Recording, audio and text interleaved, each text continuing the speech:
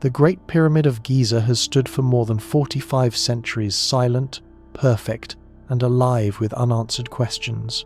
Beneath its flawless geometry lie corridors that twist into darkness, passages sealed for millennia, and whispers of something still moving deep within the stone.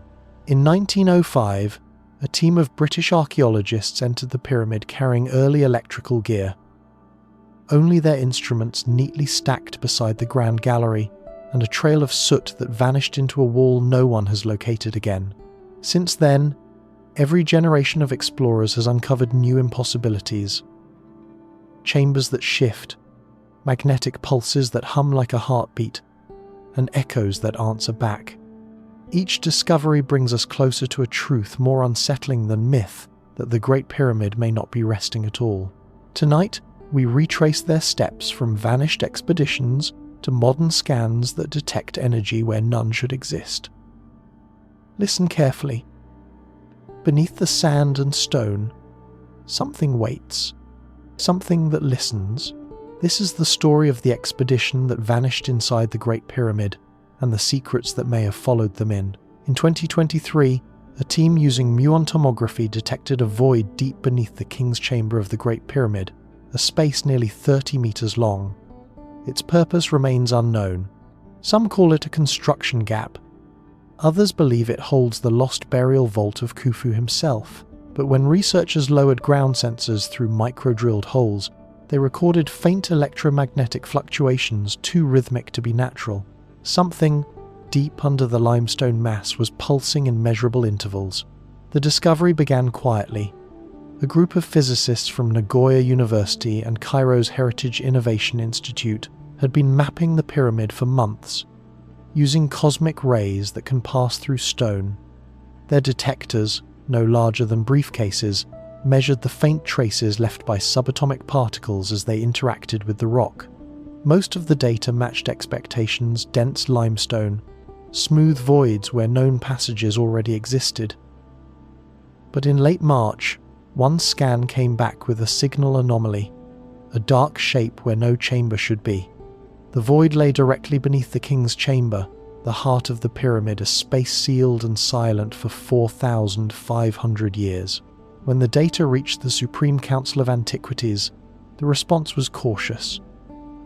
Egypt had seen claims of new rooms before false alarms caused by thermal distortion or calibration errors. Yet, this signal was different. It appeared in all three detectors, at identical coordinates, persisting over weeks of measurements. The void's dimensions, 28 to 30 meters long, 5 meters high, suggested a deliberate architectural feature, not a random fault. Within months, a multidisciplinary team assembled: archaeologists, engineers, particle physicists, and acousticians. They called their project Chamber Zero. Accessing the space was impossible without risking damage to the pyramid's core. Instead, they used ultra-thin fiber optics inserted through natural fissures in the limestone. What the first camera transmitted astonished everyone in the monitoring tent. The inner surface shimmered faintly under the probe's infrared light, smooth, almost polished. Unlike the rough-hewn stone typical of inner construction, more curious still, a thin haze of dust drifted visibly in the camera's view despite the chamber's total isolation.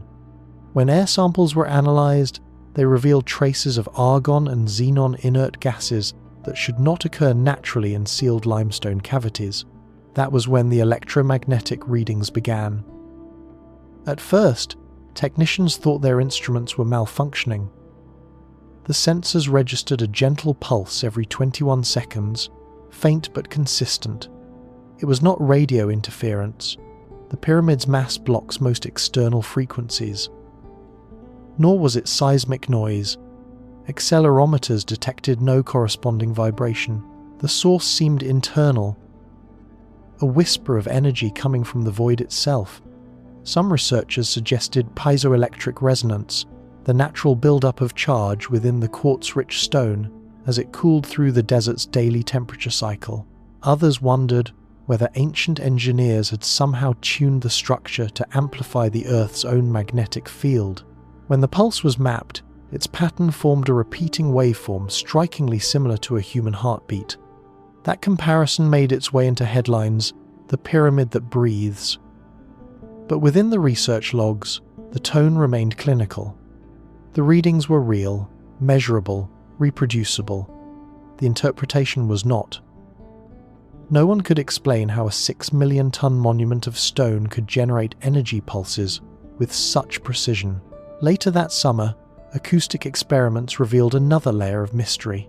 When low-frequency sound waves were projected through the king's chamber floor, the echo from below matched the pulse interval exactly.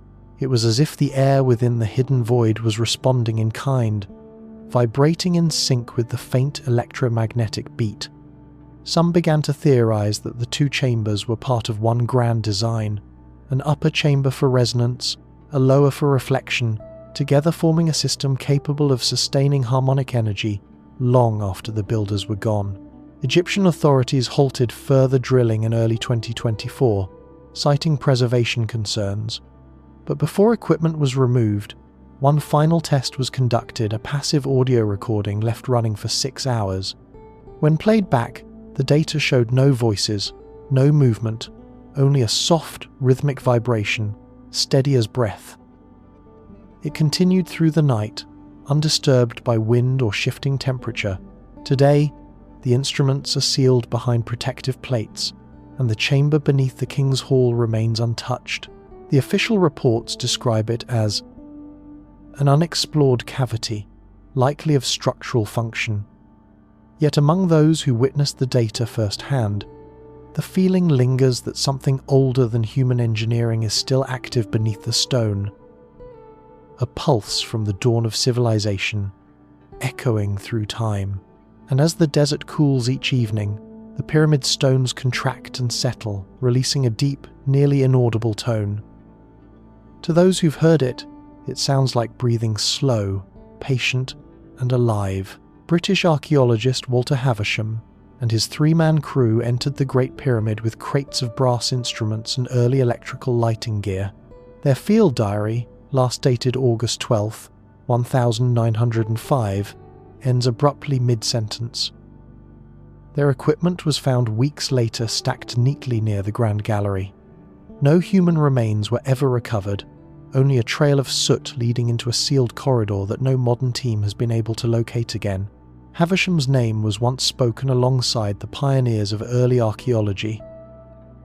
A man of calculation and curiosity, known for his precision and his unshakable calm.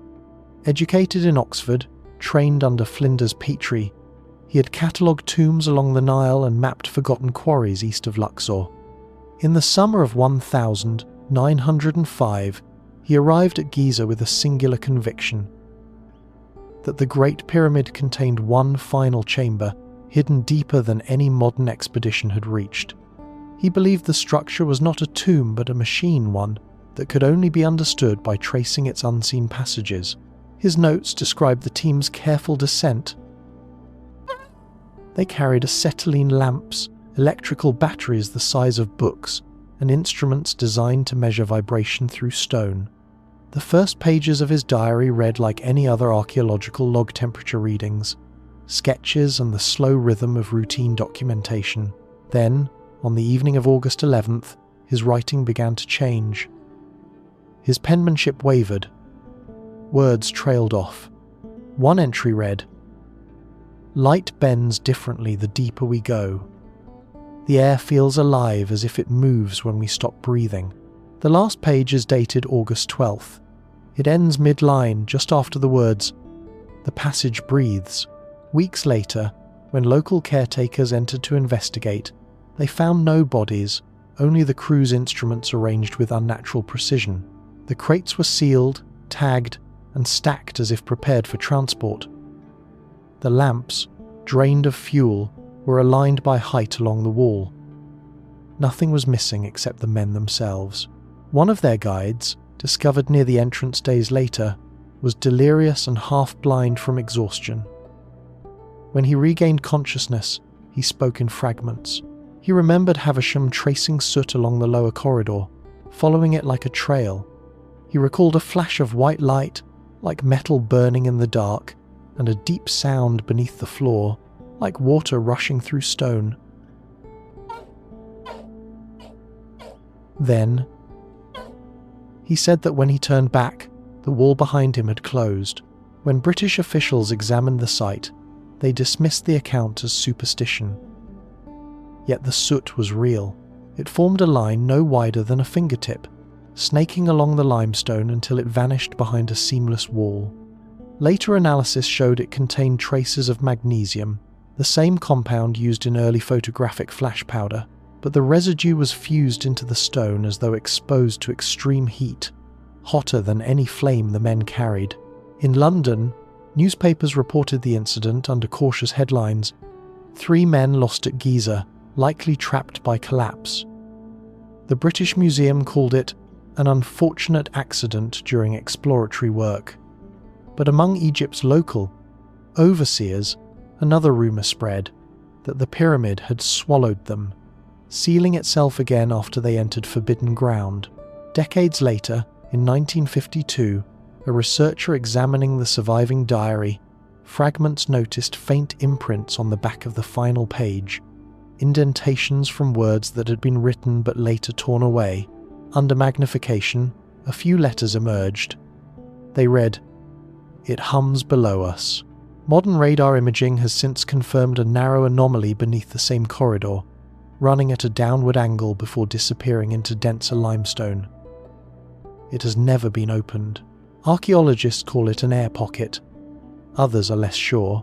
Today, Havisham's lost expedition exists somewhere between science and legend, a cautionary tale whispered among Egyptologists who work too late inside the pyramid. They say that when the air is still and the lamps flicker against the stone, you can sometimes hear it, a faint, rhythmic vibration, like footsteps deep inside the earth. The pyramid, silent and immense, stands as it always has, unmoved by the century that has passed since that August night. But somewhere beyond the sealed wall, beneath layers of stone and shadow, 3 names are still unaccounted for. And the soot, that thin, impossible line, remains, as if marking the edge between discovery and disappearance. A rediscovered French survey from 1837 shows an entire secondary passage branching west from the Queen's Chamber, a tunnel that does not exist in modern scans. Scholars have debated whether it was an engraving error, but the coordinates align perfectly with an unexplored cavity revealed in 2017 by infrared thermography. The discrepancy raises a haunting question. Did the earliest surveyors glimpse something later lost to shifting stone? The document was drawn by François-Edouard Jomard, a meticulous engineer who had once served under Napoleon's Egyptian Commission. He was not merely a draftsman, but a scholar of geometry and acoustics, obsessed with the precision of sacred architecture. His 1837 survey of the Great Pyramid was meant to be definitive, a technical record free from myth or speculation. Yet, buried among his clean mathematical lines was something anomalous. A delicate curve extending westward from the Queen's Chamber, ending in a small rectangular void. He labelled it simply Passage West, non explore, West Passage unexplored. For nearly 2 centuries, historians dismissed the note as either a misalignment or an artistic flourish. The pyramid's interior was too well studied to allow for an entire tunnel to go unnoticed. But when the Scan Pyramids team used infrared thermography in 2017, they detected a cold anomaly precisely along Jomard's coordinates, a zone several degrees cooler than its surroundings, suggesting the presence of hidden space. The correlation was uncanny. How could a 19th century cartographer have drawn what modern sensors could only infer? To understand, one must remember the tools of his era. Jomard worked by candlelight, measuring echo delays and the drift of dust in the air. His notebooks reveal that he often listened to the pyramid rather than simply observing it. He recorded how certain walls seemed to drink sound, while others returned a long, ghostly echo. The western wall of the Queen's Chamber, he noted, gave back a tone unlike any other, a resonance with depth as if the stone hides another breath behind it. He may not have seen the tunnel, but perhaps he heard it. Later scholars noticed an odd phrase written in Latin at the bottom of his draft. Non error, sed sonus. Not an error, but sound. It was his quiet rebuttal to anyone who might question his precision. When researchers at Cairo University revisited the wall in 1993, they found it flawless, polished limestone with no visible seams. Yet when acoustic specialists repeated Jomard's 19th century tapping experiment, the same phenomenon reappeared. The west wall vibrated faintly, as though hollow at depth. Modern radar could not penetrate it. The pyramid's dense crystalline core scatters most signals. Still, the thermal data of 2017 confirmed a small cavity, roughly 6 meters long, 1 meter high directly behind the wall. Some engineers propose that the space is structural, part of an ancient stress relief design. Others suspect a symbolic chamber, deliberately hidden to mirror the east-west solar balance central to Egyptian cosmology. Yet Jomard's diagram suggests intention, not accident.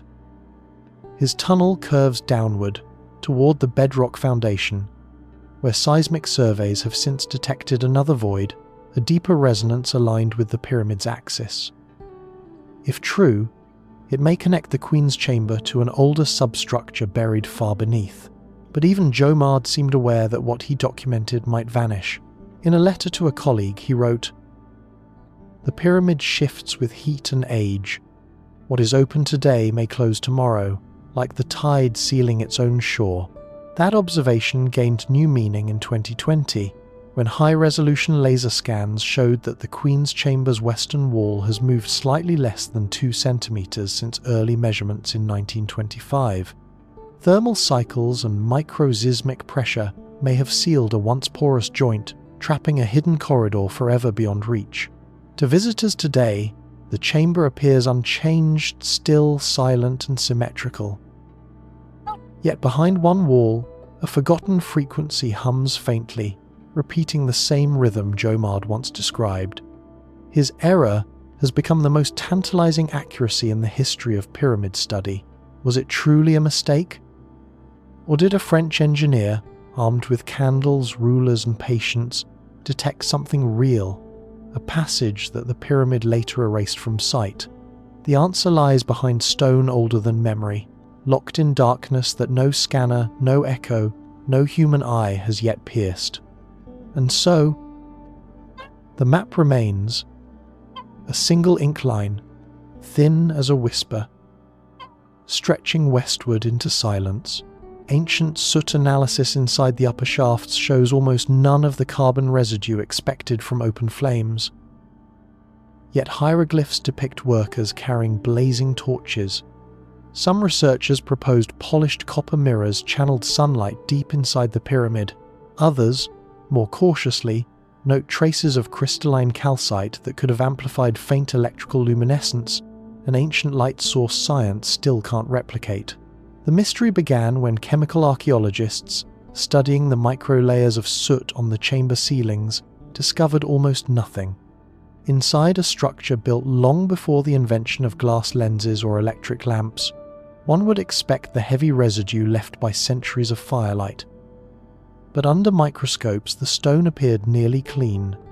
The small traces that did exist were old, scattered, and inconsistent with constant torch use. Yet the carvings of artisans and builders show men illuminating the dark with burning brands. If they didn't use flame, what did they use? Early theories suggested sunlight was redirected by copper mirrors positioned at the entrance passages. The idea was elegant but flawed. Even the most polished bronze reflects less than 20% of light efficiently, and the pyramid's internal passages twist too sharply to carry a continuous beam. Tests by engineers in 1999 using replica mirrors managed to project light only a few meters inward before it vanished into shadow. Still, the walls of the upper corridors show no sign of scorching. They seem to have been lit yet untouched by smoke. In 2010, a team from Cairo University's Department of Mineralogy found a clue embedded in the limestone itself. The blocks of the Grand Gallery contained thin veins of transparent crystal microfractures, filled with calcite and quartz. When subjected to vibration, these minerals produce faint electrical charges, a property known as piezoelectricity. Under the right conditions, they can emit a dim blue glow. The same phenomenon powers modern quartz watches and sensors. The stones of the pyramid, it seems, could create light when struck or compressed, not enough to illuminate a room, but enough to shimmer faintly in total darkness. Ancient texts offer tantalizing hints. In the Temple of Dendera, reliefs show what appear to be bulb-shaped objects connected to long tubes, often cited as light bulbs by fringe theorists. Egyptologists reject the literal interpretation, identifying them as lotus flowers and serpent symbols of creation. But when the images were compared to the crystalline layout inside the pyramid, the resemblance became harder to dismiss entirely. Both depict a radiating energy enclosed within stone. By 2017, experimental physicists attempted to recreate the effect. Using limestone from the same quarries as Giza, they applied low-frequency vibration and observed the emission of weak photons from the crystal veins. The light was invisible to the human eye, but measurable with sensors. The pyramid, with its millions of tons of resonant stone, could theoretically generate similar emissions naturally, a subtle, ever-present glow deep within, too faint to see but strong enough to scatter photons across the air. It would explain the enigma. Workers inside may have perceived an ambient radiance, not from flame, but from vibration, the pyramid itself faintly aglow from the energy of the earth. The sensation would have seemed divine, the very stones alive with light. Of course, no direct evidence confirms this theory. Traditional Egyptology remains cautious. Yet another anomaly deepens the question. In 1986, a small copper rod found near the lower corridor showed molecular traces of silver and zinc, a combination that, in modern chemistry, forms a primitive battery. Though the artifact's function remains uncertain, it raises the unsettling possibility that ancient engineers experimented with energy in ways long forgotten. To those who enter the pyramid today, flashlights pierce the blackness, but the silence swallows the beam almost instantly. Still, many explorers describe a peculiar quality to the air, a soft shimmer at the edge of vision, as if the stone itself reflects light that isn't there. Perhaps it's the mind adjusting to darkness, or perhaps, buried within the limestone, the old currents still move the pyramid, breathing in electrical whispers from the earth, glowing quietly in ways no instrument can fully record. For centuries, the Great Pyramid has stood as a monument to precision, power, and mystery. But if it once produced its own light, a light that needed no flame, then it was more than architecture. It was a beacon, a structure that, for reasons we may never understand, turned the silence of stone into the softest illumination of all. Greek records mention a mysterious foreign builder who appeared during Khufu's reign, designing joints so precise that a single sheet of papyrus couldn't fit between blocks. His name was lost, but his geometry survives. Under modern laser measurement, the angles of the king's chamber align to within 1/100 of a degree precision equal to aerospace machining. How such perfection was achieved using copper chisels remains an unanswered equation. The king's chamber stands at the core of the Great Pyramid, a room carved entirely from Aswan granite, each block weighing more than 70 tons. How such enormous stones were cut, transported, and placed with microscopic accuracy continues to defy explanation. Laser mapping shows that its walls and ceiling deviate by less than a millimeter from true perpendicular, and the floor is level to a degree modern engineers describe as impossible by hand. No other structure from the ancient world approaches this precision. The question has never been whether the builders were skilled, but how they achieved such results with Bronze Age tools. Copper chisels and dolerite pounders, the only implements found near Giza, could not have produced the smooth, flat surfaces visible today. Under magnification, the granite reveals spiral striations, the kind left by rotary cutting. Yet there is no evidence of machinery or saws, and no fragments of advanced alloys have ever been found. Some scholars suggest the Egyptians achieved their accuracy through a mastery of geometry and patience. Tens of thousands of craftsmen could have polished and tested each block repeatedly until it fit. Others believe the builders understood the physics of vibration, using sound to detect flaws or even to help shift stone. Within the chamber, low-frequency resonance amplifies voices and footsteps alike. At 440 Hz, the pitch of modern concert A, the granite hums. Whether intentional or not, the chamber behaves like a tuned instrument. This harmony extends to its design. The ratio between its length and width matches the golden ratio within a fraction of a percent. The diagonal of the floor aligns precisely with the pyramid's central axis, and the ceiling beams are arranged to distribute force evenly across the chamber. The structure functions as both a room and a stabilizing heart, absorbing pressure from millions of tons above. Whoever planned it balanced mathematics and architecture to a degree unmatched for 4 millennia. Greek historians later wrote of an unnamed architect who measured the sky and laid its angles in stone. The phrase could just as easily describe the precision still measurable today. The angles of the king's chamber mirror celestial geometry. One side aligns almost perfectly with true north, and its ceiling height corresponds to 1/10,000,000th of the Earth's polar radius. Coincidence, perhaps, but a remarkably consistent one. Modern engineers continue to search for a practical explanation. Some point to lost abrasives harder than quartz, others to techniques of heating and cooling stone to fracture it along clean lines. Yet, none have managed to replicate the chamber's seamless joints or flawless symmetry using ancient materials alone. Standing inside the king's chamber, even under electric light, the perfection is palpable. Every surface feels deliberate, measured, alive with silent mathematics.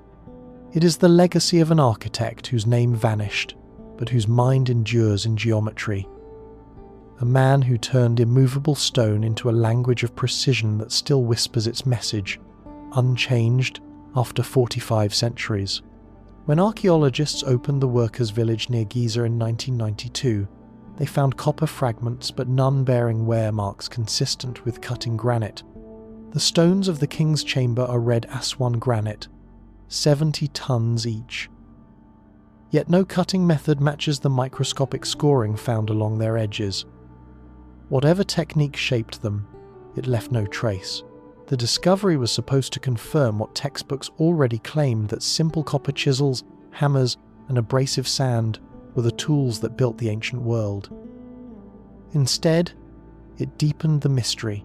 The fragments recovered were soft and thin, their edges bent and dulled.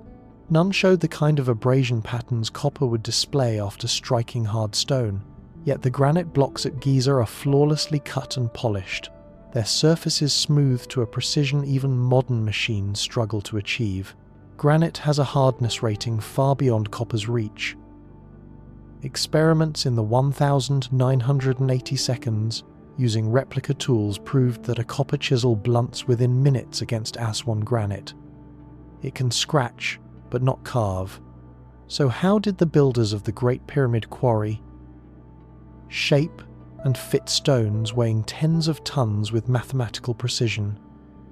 The mystery lies not only in the methods but in what was missing. When microscopic imaging was conducted on fragments of granite from the king's chamber, something strange appeared. The internal grooves along the cut lines were perfectly parallel, as though created by rotary motion. The depth was uniform, the pattern continuous, a spiral signature identical to that made by modern mechanical drills. Yet no drill, no saw, no mechanical cutting tool from that era has ever been found. The marks suggest high-speed rotation, possibly aided by an abrasive slurry. Some researchers argue that the Egyptians used sand mixed with quartz crystals, letting the abrasive do the cutting as copper merely guided it. Others suggest that wooden drills weighted with stone could have been spun by ropes, creating continuous friction. Yet these experiments, repeated under laboratory conditions, fail to reproduce the same smooth curvature or microscopic polish. The granite from the king's chamber appears heat-treated, its crystals slightly fused, as if exposed to a force that generated immense localized energy. In 2006, analysis of a small granite core preserved in the British Museum revealed minute traces of an unknown metallic residue. It wasn't copper, bronze, or iron. The particles contained silicon and titanium materials rarely combined in nature. Whether contamination or evidence of an unknown alloy, the finding reopened debate over the tools of the Pyramid Age. If a harder material was once used, it has since vanished completely. One theory gaining quiet attention among engineers is acoustic, cutting the use of resonance to fracture stone. Sound at precise frequencies can weaken crystalline bonds, allowing stone to split with almost no visible chisel marks. The Egyptians were masters of resonance. Their temples, shafts, and chambers amplify sound in perfect harmonic intervals. It is possible they discovered through trial and ritual how vibration itself could shape rock. Still, the official explanation remains unchanged: human ingenuity, patience, and countless hours of labor. Yet patience alone cannot explain the perfection of the king's chamber. The angles, seams, and polish suggest a sophistication equal to precision machining. The copper fragments found in the dust are evidence not of mastery, but of limitation, the discarded remnants of a technology we no longer recognize. Today, visitors walk through those silent corridors illuminated by electric light. The granite walls gleam without visible tool marks, as if molded rather than carved. The instruments that achieved this, whether mechanical, acoustic, or something entirely lost, have left no trace but the flawless stone itself. It is as though the tools that built the pyramid were never meant to survive, only the monument they created. Acoustic engineers in 2019 discovered that certain frequencies inside the Grand Gallery produce standing waves, tones that linger unnaturally long. Recordings show resonance peaks near 440 Hz, the same as the modern musical A note. Whether accidental or intentional, the pyramid seems designed to sing. The Grand Gallery stretches upward like the throat of a great stone creature. A long, sloped corridor lined with smooth limestone, its ceiling nearly 9 meters high. It connects the ascending passage to the king's chamber. And for centuries, explorers have noticed its uncanny sound. Even a single footstep echoes endlessly, blending into a soft hum that seems to come from within the walls. When the 2019 acoustic study began, researchers expected to measure ordinary reverberation. Instead, they found something far stranger.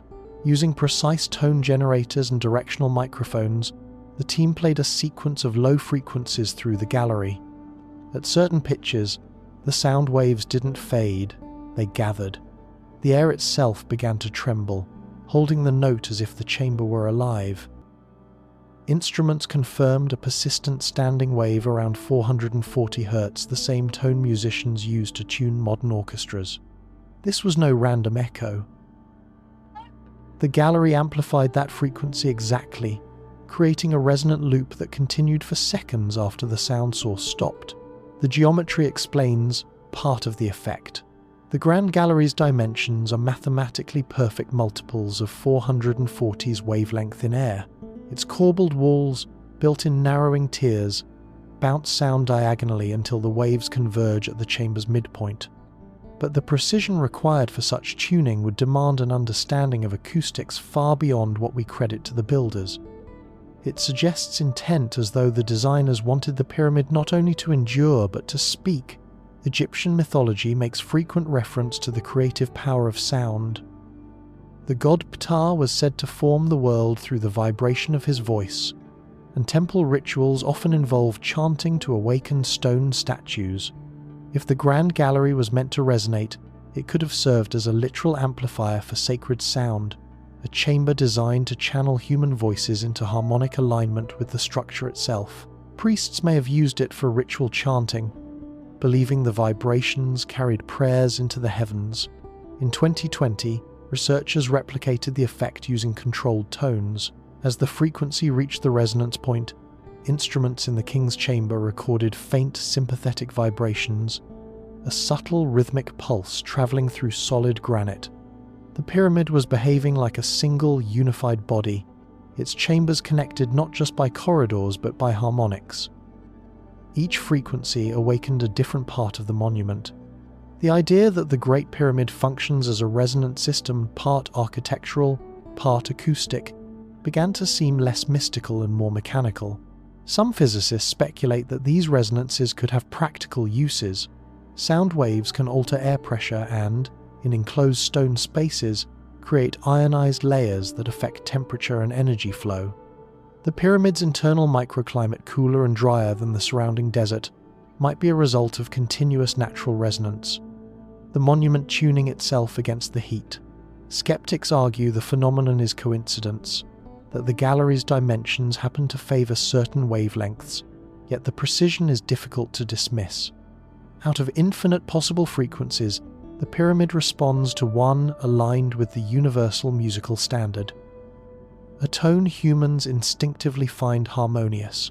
The builders may have discovered it empirically, by listening to the hum of their own creation until it sang back. Standing inside the Grand Gallery, sound feels physical, not heard but felt through the ribs, like standing inside the body of an instrument.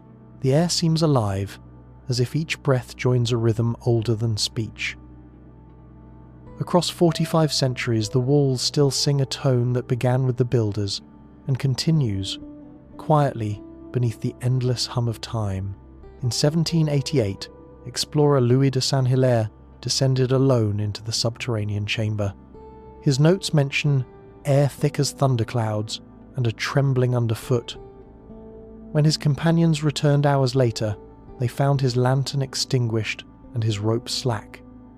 The shaft was empty. His final journal entry simply read, "The stone breathes." Saint-Hilaire was a quiet scholar from Lyon, more observer than adventurer.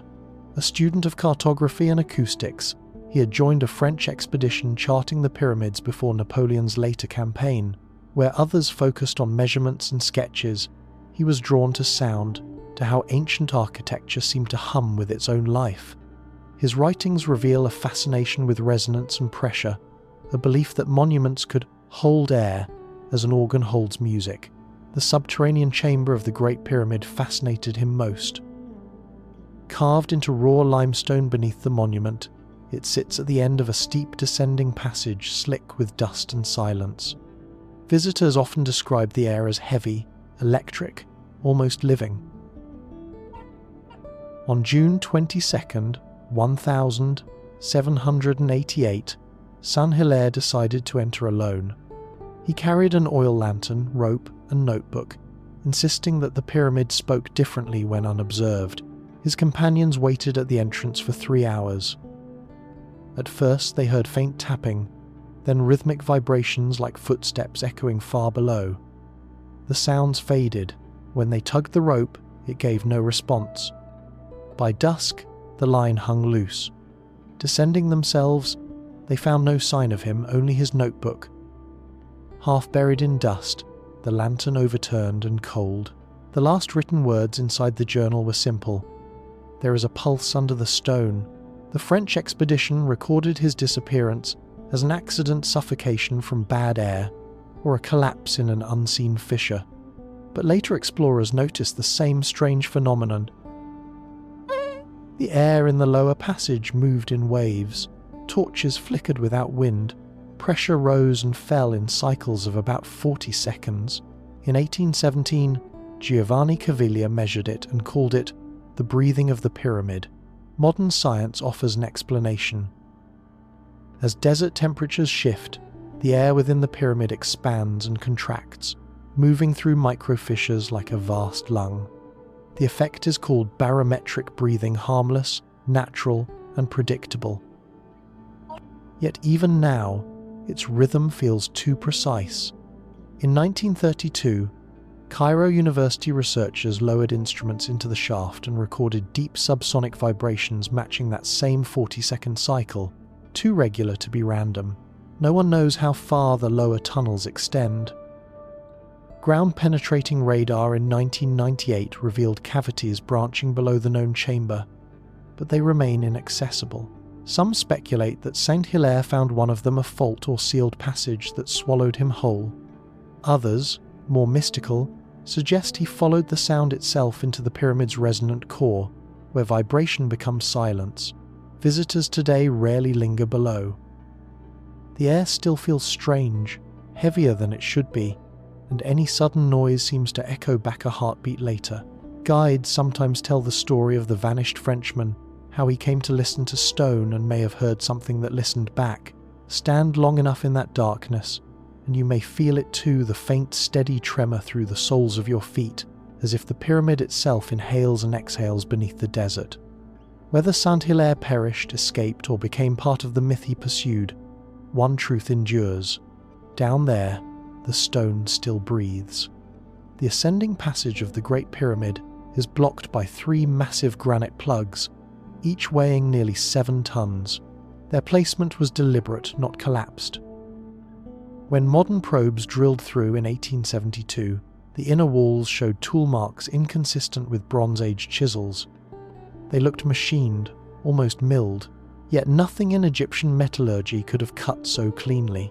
The plugs lie at a crucial point, the junction between the descending corridor and the hidden upper passages that lead toward the king's chamber. For centuries, no one knew they existed. Early explorers believed the pyramid contained only a single passage down to the subterranean chamber. It wasn't until 820 AD, when Caliph al-Mamun's men forced their way through the north face with fire and hammers, that the blocked passage was discovered. The 3 granite slabs sat stacked end to end, sealing the upward corridor like an intentional lock. Each block fits the tunnel's width with near-perfect precision. Barely a few millimeters of clearance on any side. The surfaces are polished smooth, their edges crisp and straight. Even today, with modern scanning, the cuts appear flawless, lacking the telltale irregularities of hand tools. In 1872, engineer Wayneman Dixon and his assistants drilled small holes through the first plug to insert measuring rods. The core samples astonished them. Fine, parallel striations along the interior surface, uniform and continuous, as though cut by a high-speed rotary blade. No copper tool could have done this. Granite has a hardness rating of over 6 on the Mohs scale. Copper barely reaches 3. To achieve such refinement, a tool would need to maintain consistent pressure and motion over the entire surface, something achievable only with mechanical assistance. Yet the Egyptians left no trace of gears, saws, or advanced lathes. The only evidence is the perfection itself. Archaeologists interpret the plugs as a security measure. Massive barriers meant to protect the king's chamber from robbers. But their engineering suggests deeper purpose. They were not dropped in haste. They were lowered along precisely carved grooves, locking into place with such accuracy that not even sand could pass between the seams. The granite blocks bear subtle ridges that align with depressions in the passage floor, forming an interlocking mechanism that could absorb immense pressure. It is, in effect, a stone valve. Some engineers believe the system functioned as a structural stabilizer, a way to distribute stress from above while sealing off lower chambers. Others propose a symbolic meaning, 3 stones guarding the path from death to rebirth, echoing the ancient triads of Egyptian cosmology. Yet a more mechanical interpretation persists. The plug corridor may have served as part of a larger resonant system within the pyramid. When sound or vibration entered the structure through footsteps, chants, or natural tremors, the granite plugs could have acted like tuning forks, transferring frequency upward toward the Grand Gallery. During laser surveys in 2017, scientists detected anomalous density readings behind the 3rd plug, suggesting an empty void beyond. The cavity remains unexplored, sealed by layers of rock too dangerous to remove. Some speculate it leads to another hidden chamber, perhaps the original burial vault. Others believe it's a pressure zone, a deliberate pocket to balance internal forces. The builders may have designed the pyramid not as a tomb, but as a self-contained machine of stone, able to regulate its own equilibrium. Even now, the granite plugs remain untouched, ancient locks holding secrets older than history itself. Their surfaces still glint faintly under inspection lights, the marks of tools no one can identify carved into the hardest stone of the ancient world. Standing before them today, one feels an odd tension, as if the blocks still serve their purpose, guarding something deeper, something yet unawakened. The corridor behind them vanishes into shadow, and the question lingers like an echo inside the stone. Segment 10. The air shafts that point to the stars. 2 narrow shafts rise from the King's and Queen's chambers, each aligning perfectly with Orion's belt and Sirius as those stars appeared in 2500 BCE. But when extended mathematically, the shafts converge beneath the pyramid's apex, suggesting the builders calculated stellar drift thousands of years in advance, long before the invention of trigonometry. The shafts themselves are architectural puzzles, small, square tunnels just 20 centimeters wide, carved through solid stone for more than 40 meters. Too narrow for a person, too precise to be random. They cut cleanly upward from the heart of the pyramid toward the sky. When first discovered in the 19th century, Egyptologists assumed they were ventilation ducts. But deeper investigation revealed a more astonishing truth. Their angles are not arbitrary. They were aimed with astronomical intent. The southern shaft from the King's chamber points directly toward the constellation Orion, home of the star Al-Nitak, while the northern one aligns with Thuban, the pole star of Khufu's era. In the Queen's chamber below, the southern shaft aims towards Sirius, the brightest star in the night sky, sacred to the goddess Isis. Together, they form a celestial map, frozen in stone, matching the heavens as they appeared 4,500 years ago. Modern laser measurements confirm the precision to within a fraction of a degree. Even more remarkable, computer simulations show that the shafts would have aligned perfectly around 2475 BCE, the very period when Khufu ruled. To design such accuracy, the builders would have needed to predict not just the current sky, but the slow precession of Earth's axis, a wobble that shifts star positions over millennia. That knowledge would not be mathematically described until the Greek astronomer Hipparchus 2,000 years later. So how did the pyramid's architects achieve it? One theory holds that they relied on naked eye observation, marking star risings along the horizon year after year. But the precision of the shaft suggests calculation, not approximation. The angles differ by only a few minutes of arc accuracy, rivaling modern astronomical instruments. The builders must have understood geometry and celestial motion far beyond their supposed means. In 1993, a robotic probe explored the southern shaft of the Queen's chamber, discovering a small limestone door fitted with copper pins, the so-called Ganton Brink door. When another camera was sent through a drilled hole in 2002, it found yet another sealed block behind it. 2 doors, perfectly aligned, hidden within a passage too narrow for human access. What lay beyond them remains a mystery. Some scholars suggest the shafts were spiritual pathways, routes for the pharaoh's soul to ascend toward the gods. Others see them as symbolic resonance channels, linking specific stars to specific chambers, turning the pyramid into a cosmic instrument tuned to heaven.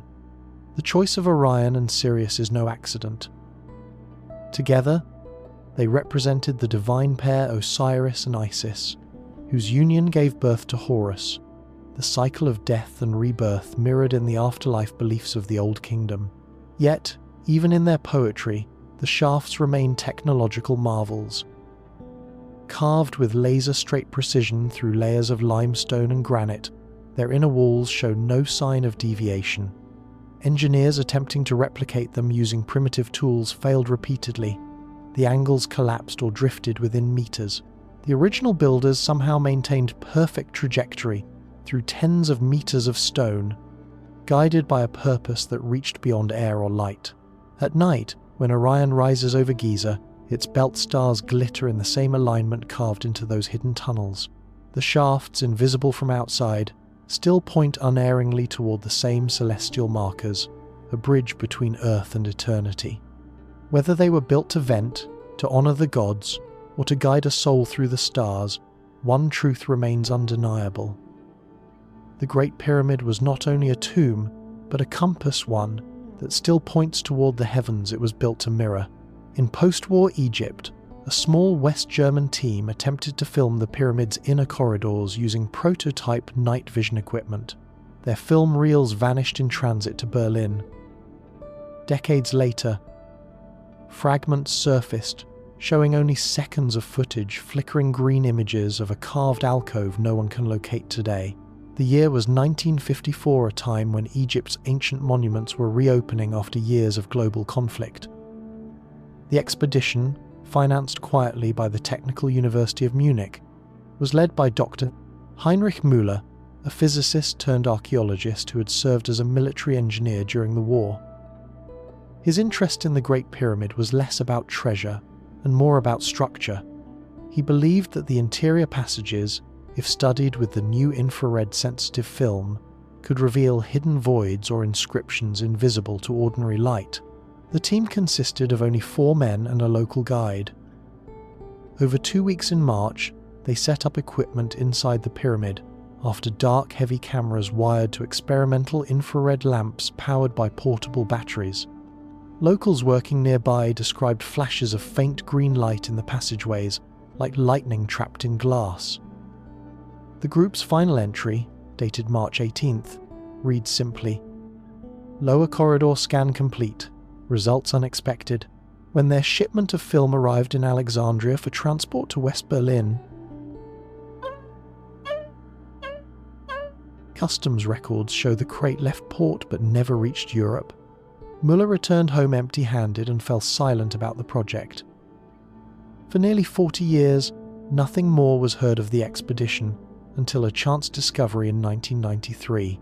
A retired television technician from Leipzig contacted researchers claiming to possess damaged nitrate film labelled Giza 1954 Nachtaufnahme. The reels, partially melted, contained only 8 seconds of usable footage. When digitized, the images revealed the outline of a narrow corridor ending in what appeared to be a carved alcove or recess. Its walls glowed faintly under infrared illumination, revealing hieroglyphic markings that did not match any known inscription from the pyramid's catalogue chambers. The location could not be identified. No existing corridor matched its layout or dimensions. Experts suggested the footage might depict a different site altogether, or perhaps a distortion caused by the infrared technology. Yet measurements taken from the visible frames indicated a space roughly 2 meters high and 1 wide, cut at a downward angle, consistent with the lower sections of the Great Pyramid. Some symbols, briefly visible on the right wall, resembled the solar barks of the 4th dynasty. Though drawn with unusual proportions, the prow curved inward, as if reflected through glass. The fragments deepened the mystery. Egypt's Department of Antiquities searched records, but found no permit issued to Müller's team that year. It was as though the expedition had operated unofficially, possibly under military sponsorship. Some historians speculate that the infrared equipment was adapted from wartime reconnaissance prototypes technology decades ahead of standard archaeological tools. If true, the footage might have captured something invisible under ordinary light. Mineral traces, heat signatures, or even subtle variations in the stone's composition. When scientists analysed the surviving frames, they noted faint temperature gradients. The walls of the alcove emitted slightly more infrared radiation than surrounding stone. It implied movement, or at least trapped heat, as if the rock retained an energy source. The original negatives remain missing, presumed lost or destroyed. Only 3 digital frames survive, archived anonymously in Munich. They show nothing overtly supernatural, just smooth limestone, shadow, and a faint green glow, yet the image lingers with an unsettling vitality, as if the pyramid itself had momentarily awakened to be filmed. To this day, no one has rediscovered the alcove. Modern mapping shows no chamber at that position, no record of excavation, and no trace of Müller's equipment. The 1954 German expedition has become a quiet legend among pyramid researchers, a reminder that even in the age of film and measurement, some discoveries refuse to stay recorded. Core samples from the pyramid's base revealed an anomaly. A single limestone block with a chemical signature matching quarries 800 kilometers south. Transporting such a stone would have required weeks of labor, yet it rests among ordinary local blocks, as though deliberately planted from a sacred source. The discovery came in 1984, when a Franco-Egyptian geological team drilled tiny sampling holes along the Great Pyramid's lowest course to study the mineral composition of its limestone casing. Most of the blocks traced back to the nearby Tura quarries east of Cairo, the same bright white stone used for temples throughout the Old Kingdom. But one sample stood apart. Its isotopic signature indicated a completely different origin. The quarries of Gebel el-Silsila, far to the south near modern Aswan. No record exists of limestone being transported from there for any pyramid. Granite, yes, but not soft limestone. At first, researchers assumed the data was an error, perhaps a mislabeled specimen. But when a second test confirmed the result, curiosity turned to unease. The block in question was not simply misplaced. It was unique. Its mineral density, crystalline structure, and microscopic fossil content all pointed unmistakably to Gebel el-Silsila. Somehow, one single stone from a distant quarry, one among over 2 million, had been inserted into the pyramid's foundation with deliberate precision. The block lies buried at the northeast corner of the monument, just above the original bedrock. When ground-penetrating radar scanned its position in 2007, researchers noticed that it sat slightly rotated, not aligned perfectly with the surrounding blocks. Its internal density was higher, and traces of resin-like material were found along its lower seam, suggesting it had been sealed or fixed after placement. To Egyptologists, it looked intentional, as though the builders had inserted it last, like a cornerstone charged with ritual meaning. Ancient Egyptian inscriptions often describe the heart stone or stone of foundation, a single block said to link a monument to the Earth's life force. At temples from Luxor to Abydos, such stones were placed in hidden chambers, sometimes containing offerings of gold or natron. Could the Great Pyramid's southern block have served a similar purpose, a physical anchor binding the structure to sacred geography? The location of its origin deepens that idea. Gebel el-Silsila was revered as the spine of the Nile, where the river narrowed and the sandstone cliffs were believed to connect the realms of gods and men. Quarry workers there left prayers carved into the rock, invoking Khnum, the creator god who shaped life from clay. To place a stone from that holy site beneath the Pyramid of Khufu may have been a symbolic act embedding creation itself into the monument's base. Yet there is also a scientific curiosity. The block's mineral content includes trace elements of magnesium silicate, rare in Egyptian limestone, but common in metamorphic deposits farther south. When struck with ground sensors, it resonates differently from surrounding stones, producing a faint harmonic vibration roughly at 112 Hz. Engineers liken it to a tuning element within the structure, subtly altering how sound moves through the pyramid's base. If intentional, it means the builders understood not only geometry but also resonance in a way that borders on acoustic engineering. No inscription marks the block, no cavity beneath it, no record of its placement. It sits immovable, indistinguishable to the naked eye from its neighbours, yet fundamentally foreign to the bedrock that holds it. To this day, no one knows why a single stone from hundreds of kilometres away was placed there, or how it was transported with such precision. Perhaps it was an offering, a calibration, or a message.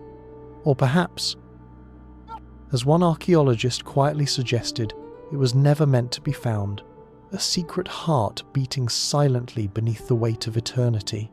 Hieroglyphic etchings found near the descending passage depict a jackal-headed figure sealing a door with 3 glyphs: silence, breath, and return. Egyptologists interpret it as ritual text. Esoteric researchers suggest it describes an instruction, a coded map to an inner chamber sealed by sound. The carvings were first noticed in 1924, hidden behind a layer of collapsed stone near the pyramid's lower entrance. Faint but distinct, they show a figure resembling Anubis, the guardian of tombs and protector of transitions between worlds. Beneath his outstretched hand, 3 smaller glyphs repeat in a sequence: Quiet Silence, NFW, Breath, and WN Return. At first glance, they appear purely symbolic, invoking peace for the dead. Yet their arrangement carved in a triangle is unlike any known funerary formula. The design feels deliberate, like a cipher. Egyptologist Emile Barrais, who documented the etchings before restoration work buried them again, noted that the symbols corresponded spatially to the layout of the pyramid's main passages. Silence aligned with the descending shaft, breath with the ascending corridor, and return with the grand gallery above. He proposed that the carvings might mark not just a blessing but a kind of key, a map describing how the pyramid's internal air and sound move in harmony. Later researchers took the idea further. In the 1,970 seconds, French acoustician René Adoul examined the chamber acoustics and found that frequencies at 110 Hz, 220 Hz, and 440 Hz multiples of one another generated strong resonance patterns that mirrored the same triangular ratio as the 3 glyphs. When sound reached certain volumes, vibrations concentrated near the exact area where the inscriptions had once been found. It was as though the seal wasn't carved merely to be seen, but to be activated. According to Egyptian theology, Anubis was not a god of death, but of passage, the one who opened and closed the gates between life and eternity. The combination of silence, breath, and return mirrors his role perfectly. Stillness before sound, life restored through air, and the cyclical return to form. To those who believe the pyramid served a spiritual or energetic function, this trio may have been more than metaphor. It could describe an ancient technology, a door opened by resonance.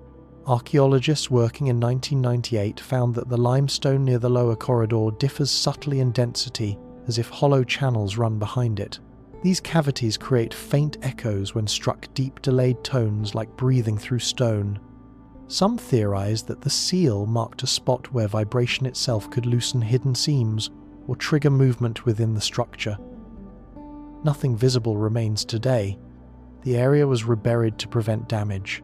Traditional scholars dismiss such claims, arguing that the inscriptions were symbolic prayers etched by later priests. Yet even within that interpretation, their placement feels intentional, guarding the threshold to the most mysterious part of the pyramid. The descending passage leads downward into silence. The air there feels dense, thick with static, as though the monument itself listens. If the 3 glyphs were indeed a code, no one has cracked it. Their meaning hovers between language and geometry, a triad linking quiet, breath, and return. Perhaps they describe the motion of air through the pyramid, or perhaps they point to something subtler, a cycle of sound that awakens the structure itself. To stand near the site today is to feel the pressure of unseen rhythm, the echo of a seal still holding fast. Whether ritual or mechanism, warning or invitation, the message remains unchanged after 45 centuries.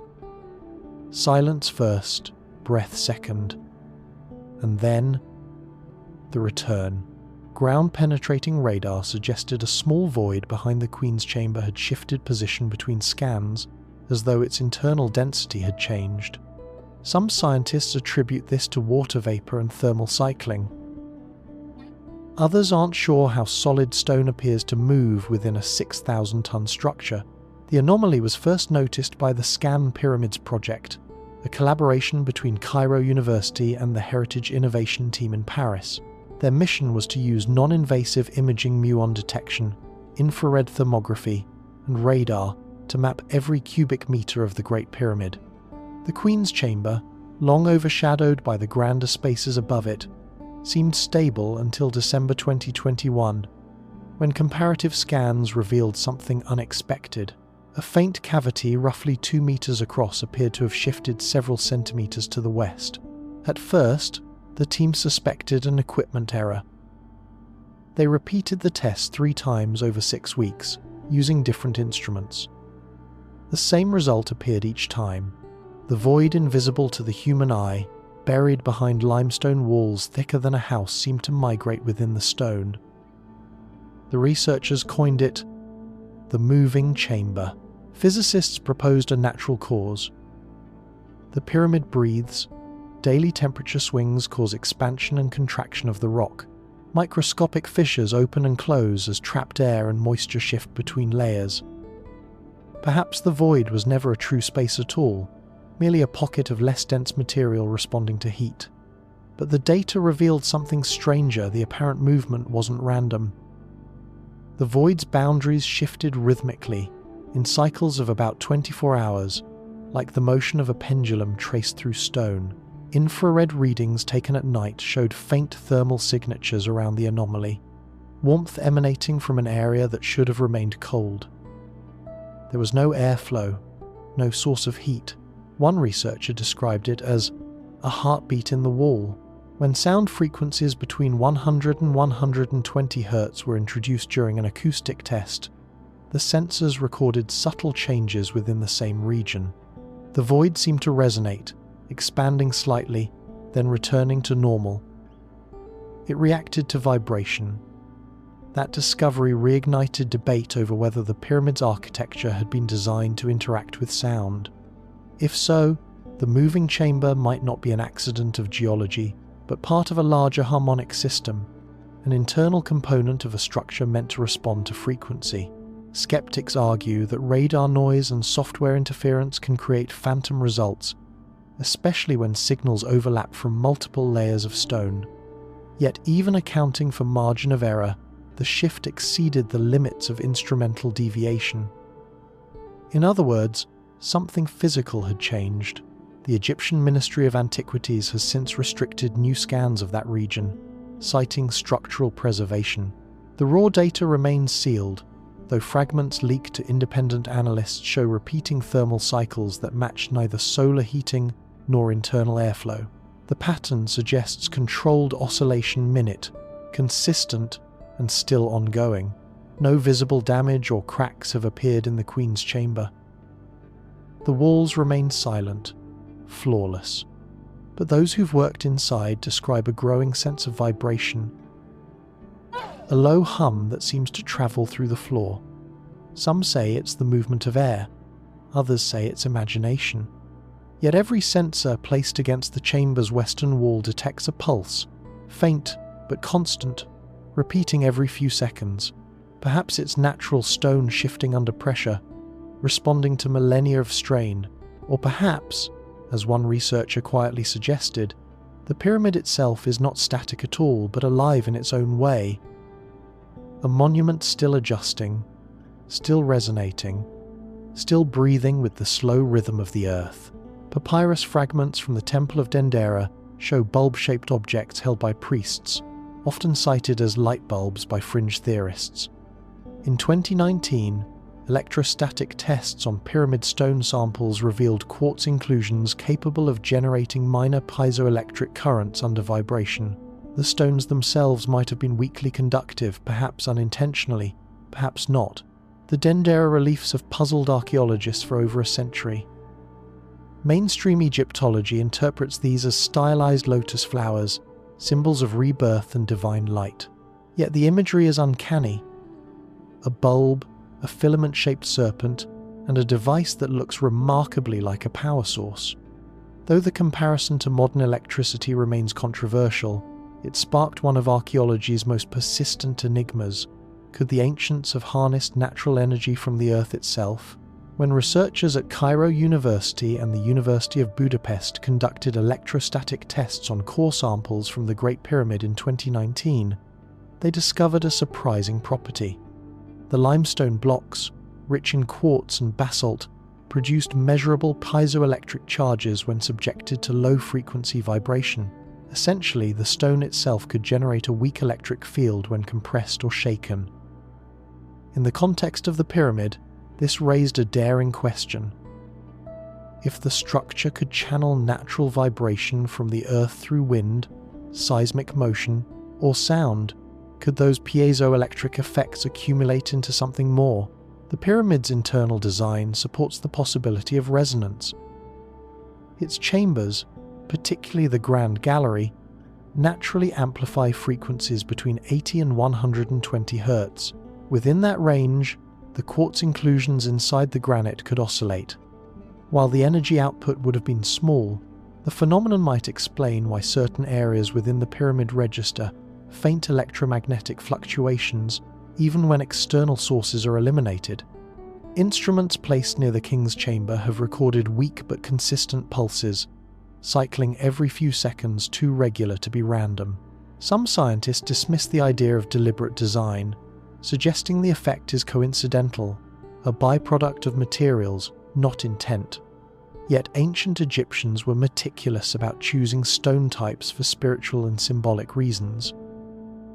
Granite, quarried from Aswan, is rich in quartz and feldspar, both resonant minerals.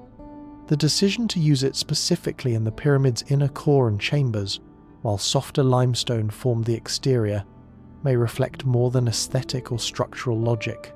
It could reveal an understanding, intuitive or otherwise, of energetic contrast between materials. Proponents of the electric pharaoh theory believe the pyramid was not simply a tomb, but a harmonic energy device, a structure that gathered natural vibrations and transmuted them into radiant energy. They point to the golden capstone, now lost, as a potential conductor, the limestone casing as insulation, and the granite interior as a resonant core. Even if not electricity as we know it, the pyramid may have been designed to hum with the same invisible forces the Dendera priests called divine light. Skeptics remind us that no wires, filaments, or energy residues have ever been found. The Dendera reliefs, they argue, are metaphors for life's renewal, not evidence of lost technology. Yet the scientific data persists. The stones do generate measurable current when vibrated. The pyramid, in that sense, behaves like an enormous crystalline resonator, harmonizing with Earth's natural frequency. Standing inside the king's chamber today, one can feel that faint electric presence, the prickle of static in still air, the sense of charge beneath the skin. Whether coincidence or design, the Great Pyramid remains both monument and mystery, a silent conductor that may still carry the smallest pulse of the ancient world. When a robotic probe explored the northern shaft in 2002, its camera discovered a small copper door with handles, and behind it, another sealed barrier. The drill motor jammed moments later. Power cut out entirely, and when the system rebooted, internal telemetry data was gone. The northern shaft of the Queen's Chamber is one of the Great Pyramid's smallest and most inaccessible passages, just 20 centimeters wide, climbing upward at an angle of 39 degrees. For centuries it was assumed to be a ventilation duct, but in the 1,990 seconds, new discoveries revealed it might serve a far more mysterious purpose. The southern shaft, its twin, had already revealed the now famous Gantenbrink door, a polished limestone slab fitted with copper pins. The northern passage, partially blocked by debris, remained unexamined until 2002, when a new robotic probe was designed to explore it. The device, called Pyramid Rover, was equipped with fiber optic cameras, sensors, and a miniature drill. Its mission? Reach the end of the shaft and determine whether a second door, similar to the southern one, existed. The probe crawled through the narrow passage for more than 60 meters before its cameras captured the unexpected. A small limestone door, identical in design but oriented differently. Two copper handles protruded from its surface, gleaming faintly under the probe's light. Behind it, faint seams suggested yet another layer of stone. As the drill began to bore a tiny hole for a microcamera, the feed suddenly flickered. Operators in the control tent outside reported a high-pitched interference sound just before the power failed. When systems came back online, the probe's motor had locked and its data logs were wiped, no timestamps, no sensor readings, as if the last 10 minutes had never occurred. The expedition was halted immediately. Officially, engineers attributed the failure to overheating, a simple electrical malfunction. Yet independent technicians who later reviewed the remaining telemetry noted that voltage irregularities began before the drill made contact with the stone, implying an external surge rather than internal fault. The project was quietly shelved, and the Egyptian Supreme Council of Antiquities denied further exploration requests. The sealed northern door has remained untouched ever since. What lies beyond it is unknown. Infrared scans taken in 2011 show a hollow cavity behind the barrier, approximately 30 centimeters deep, but its composition cannot be determined. Some believe it hides a symbolic plaque or offering chamber. Others suspect a mechanism similar to those found in the pyramid's pressure relief systems. But the perfect symmetry between the northern and southern shafts hints at something more deliberate. Two gateways, opposing yet connected, perhaps aligned with celestial coordinates like the stars of Orion and Thuban. The copper handles are particularly curious. Metallurgical analysis of earlier fragments from the southern door showed near-pure copper, alloyed with traces of arsenic, unusually refined for the Old Kingdom period. Such metalwork suggests exceptional precision, possibly reserved for ritual or mechanical purposes. If both shafts conceal identical doors, they may have formed part of a sealed balancing system, one responding to the other through airflow, magnetism, or vibration. In 2019, a proposal for renewed robotic access was submitted, but permission was denied for conservation reasons. Some within the research team claimed that unpublished footage from the original 2002 mission shows brief frames, now missing, of patterns etched into the stone beyond, the second barrier. Today, the northern shaft remains one of the last physical mysteries within the Great Pyramid. A tunnel that ends in silence, its door still waiting, untouched for over 4 millennia. Whether it guards air, inscription, or mechanism, no one can say. All that is known is that, in the deepest heart of the structure, one passage remains sealed, and the pyramid, as ever, keeps its own secrets.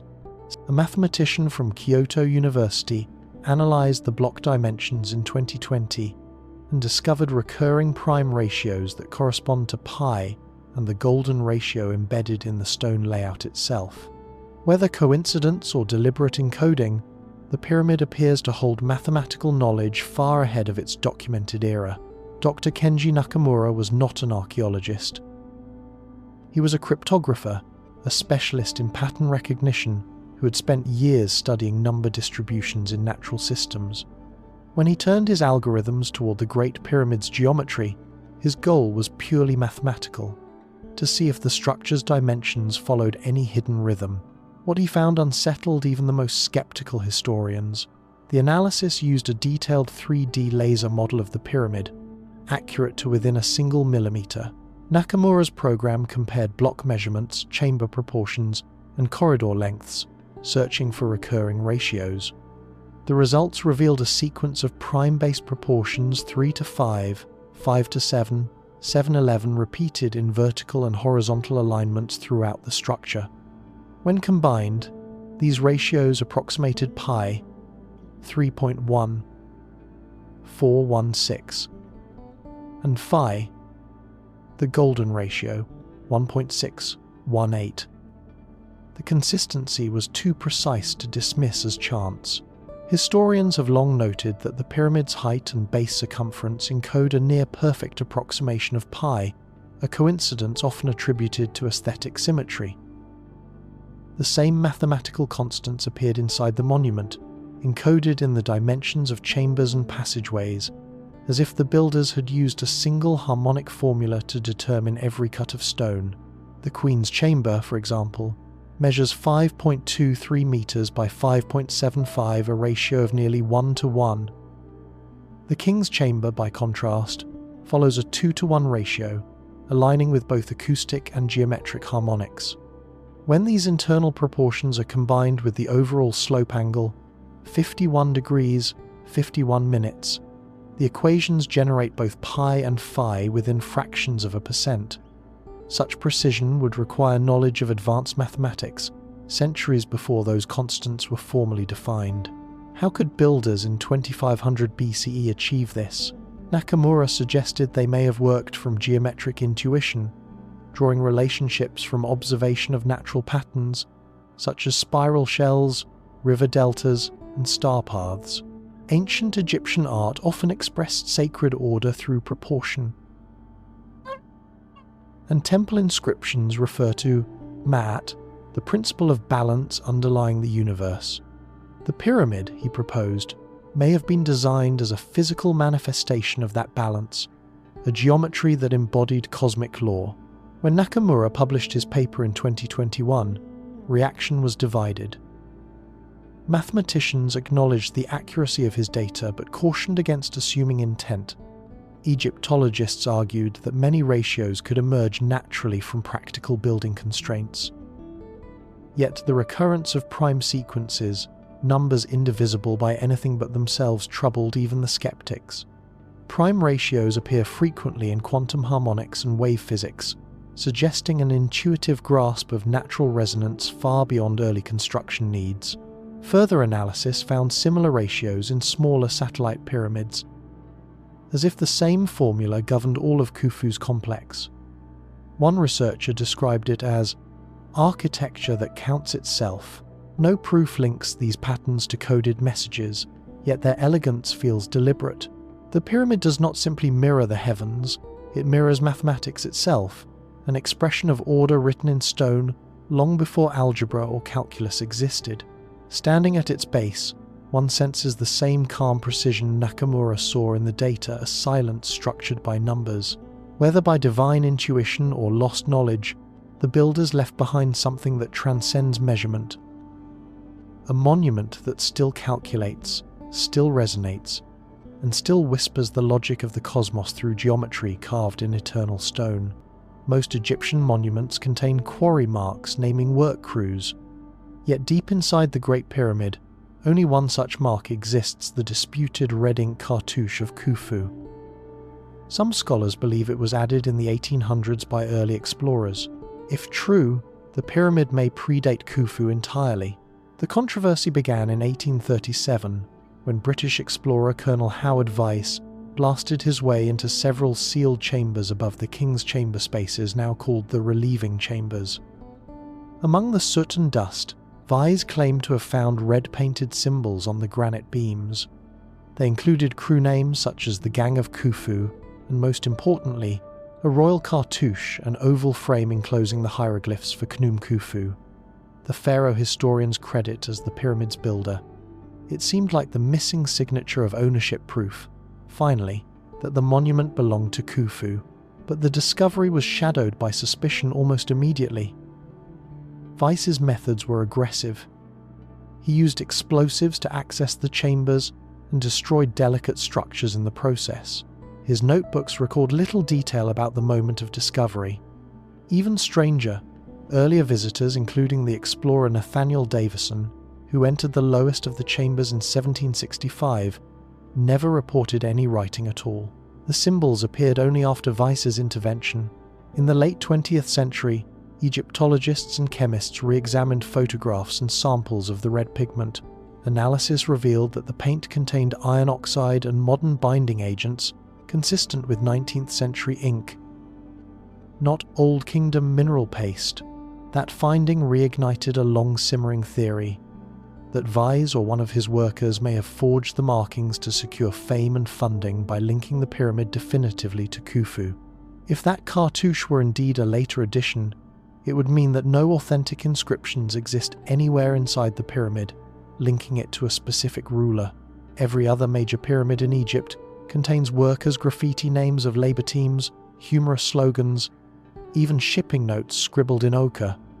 These markings are considered the fingerprints of the builders, confirming human effort behind divine architecture.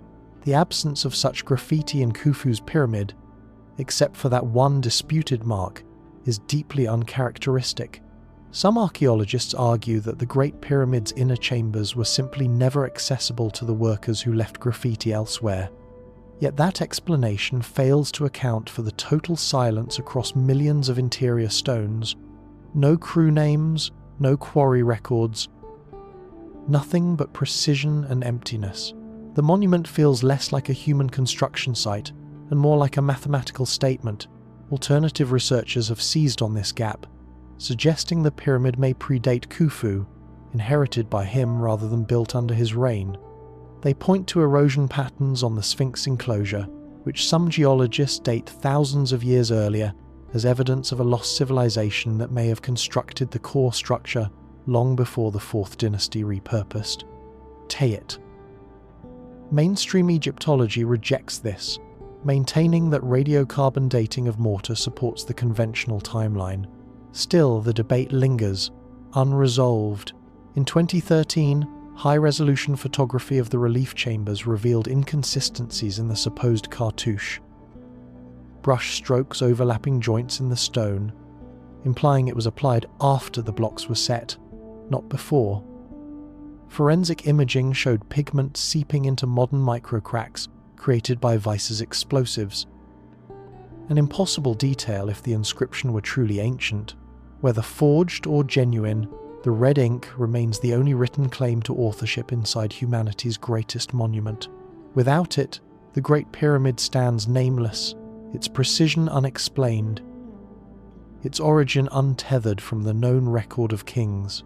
Perhaps Khufu built it, perhaps he only inherited it, but as the centuries pass, the faint red symbols grow more ghostly, and one question echoes louder through the stone. If that name is false, then whose monument stands at Giza, and what message, erased by time or invention, was meant to remain unseen? Sensors installed in the subterranean chamber show an atmosphere chemically distinct from outside air, higher nitrogen, lower oxygen, and traces of inert gases.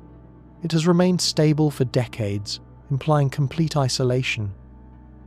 When opened briefly in 1993, explorers reported a smell like ozone and petrichor as if a storm had passed underground. The subterranean chamber of the Great Pyramid lies more than 30 meters beneath the desert surface, carved directly into bedrock. Unlike the upper passages, which draw faint breezes through their narrow shafts, this space is sealed in near-perfect stillness. It was long thought to be unfinished, a rough cavity abandoned by workers, until modern sensors revealed it holds an environment unlike any other place in Egypt. The air inside is ancient, untouched by wind or sun, locked in equilibrium since the day the pyramid was sealed. In 1993, a team from Cairo University reopened the lower passage to install environmental monitors. As the chamber door was pried open, witnesses described a sudden pressure change, a breath of cool air rushing upward, carrying a scent like rain on stone. Instruments later confirmed that the air composition inside differed subtly but consistently from the surface. Oxygen at 18%, nitrogen at nearly 80%, and trace gases such as argon and xenon far above normal concentration. What startled researchers most was stability. Decades of measurements show no measurable fluctuation, as if the space regulates itself. The phenomenon puzzled physicists. Without ventilation, the trapped air should gradually lose oxygen through absorption into surrounding rock. Yet it persists. Some propose that the porous limestone acts as a slow filter, releasing absorbed gases at equilibrium. Others wondered if the walls themselves produce microcurrents of ionized air, a natural electrical process known as corona discharge that might explain the faint ozone scent noted by the explorers, a sterile, storm-like aroma hinting at static activity. During a 2011 re-evaluation, scientists detected minute electrical potentials between the chamber's ceiling and floor, no more than a few millivolts, but consistent. The pyramid's mass, laced with quartz veins and aligned to Earth's magnetic field, could generate weak electrostatic gradients under shifting temperatures. If true, The chamber may behave like a capacitor, storing and releasing energy across time. The air within it would be subtly charged, explaining why it feels dense, metallic, almost living. Ancient Egyptians associated the underworld with the element of air and stillness, the breath between life and death. In temple inscriptions, the hidden chamber of the deep was said to contain the air of first creation, pure and unmoving. Some scholars now see echoes of that concept here. A physical embodiment of eternal stillness, preserved not by magic but by physics. When sound tests were conducted inside the subterranean space, another anomaly appeared. At 110 Hz, the same frequency measured in the king's chamber above the air vibrated audibly, resonating through the floor. The frequency matched the natural oscillation of Earth's electromagnetic field. Whether coincidence or intention, it suggested the entire structure, from the bedrock chamber to the apex, operates as one resonant system. Stone, air, and energy locked together. Today, the subterranean chamber remains sealed once more. Its sensors transmit data silently, showing no change, no drafts, no loss, no intrusion. The air still sleeps within its stone container, untouched by time. Perhaps it is simply a relic of geology and pressure, or perhaps it is what the builders intended, a place where the world pauses to inhale and never exhales again.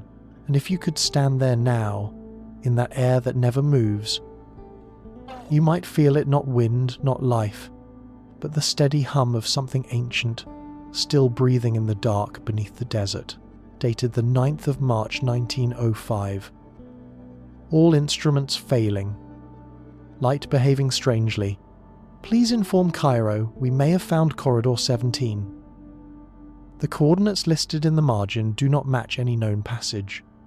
No further messages were received. The telegram surfaced in 1972, buried among administrative files in a faded leather binder, marked Expeditions Unverified. Its origin remains uncertain. The typeface and telegraph code match early 20th century field transmissions used by survey teams working under British administration. The phrasing terse, technical, unnerved suggests a message sent from deep in the field, likely by explorers or engineers. Yet no expedition of record was operating inside the Great Pyramid in March 1905. The document describes equipment, not excavation. Instruments failing, possibly electrical or magnetic devices, which were new to archaeology at the time. Historians believe the telegram may relate to a small, privately funded survey that vanished from the official register that same year. In February 1905, a team led by geologist Frederick Grant reportedly departed Cairo to study substructure anomalies beneath Giza using rudimentary induction coils. Their plan was to detect hidden chambers through magnetic resistance, an experimental method decades ahead of its time. They were never heard from again. The telegram, addressed to Director Cairo Office, contains coordinates written in pencil on the margin. When plotted on modern maps, the point falls just southeast of the Great Pyramid, near a fissure once thought to be a natural crevice. Ground radar surveys in the 1,990 seconds revealed that the fissure leads into a filled tunnel descending beneath the plateau.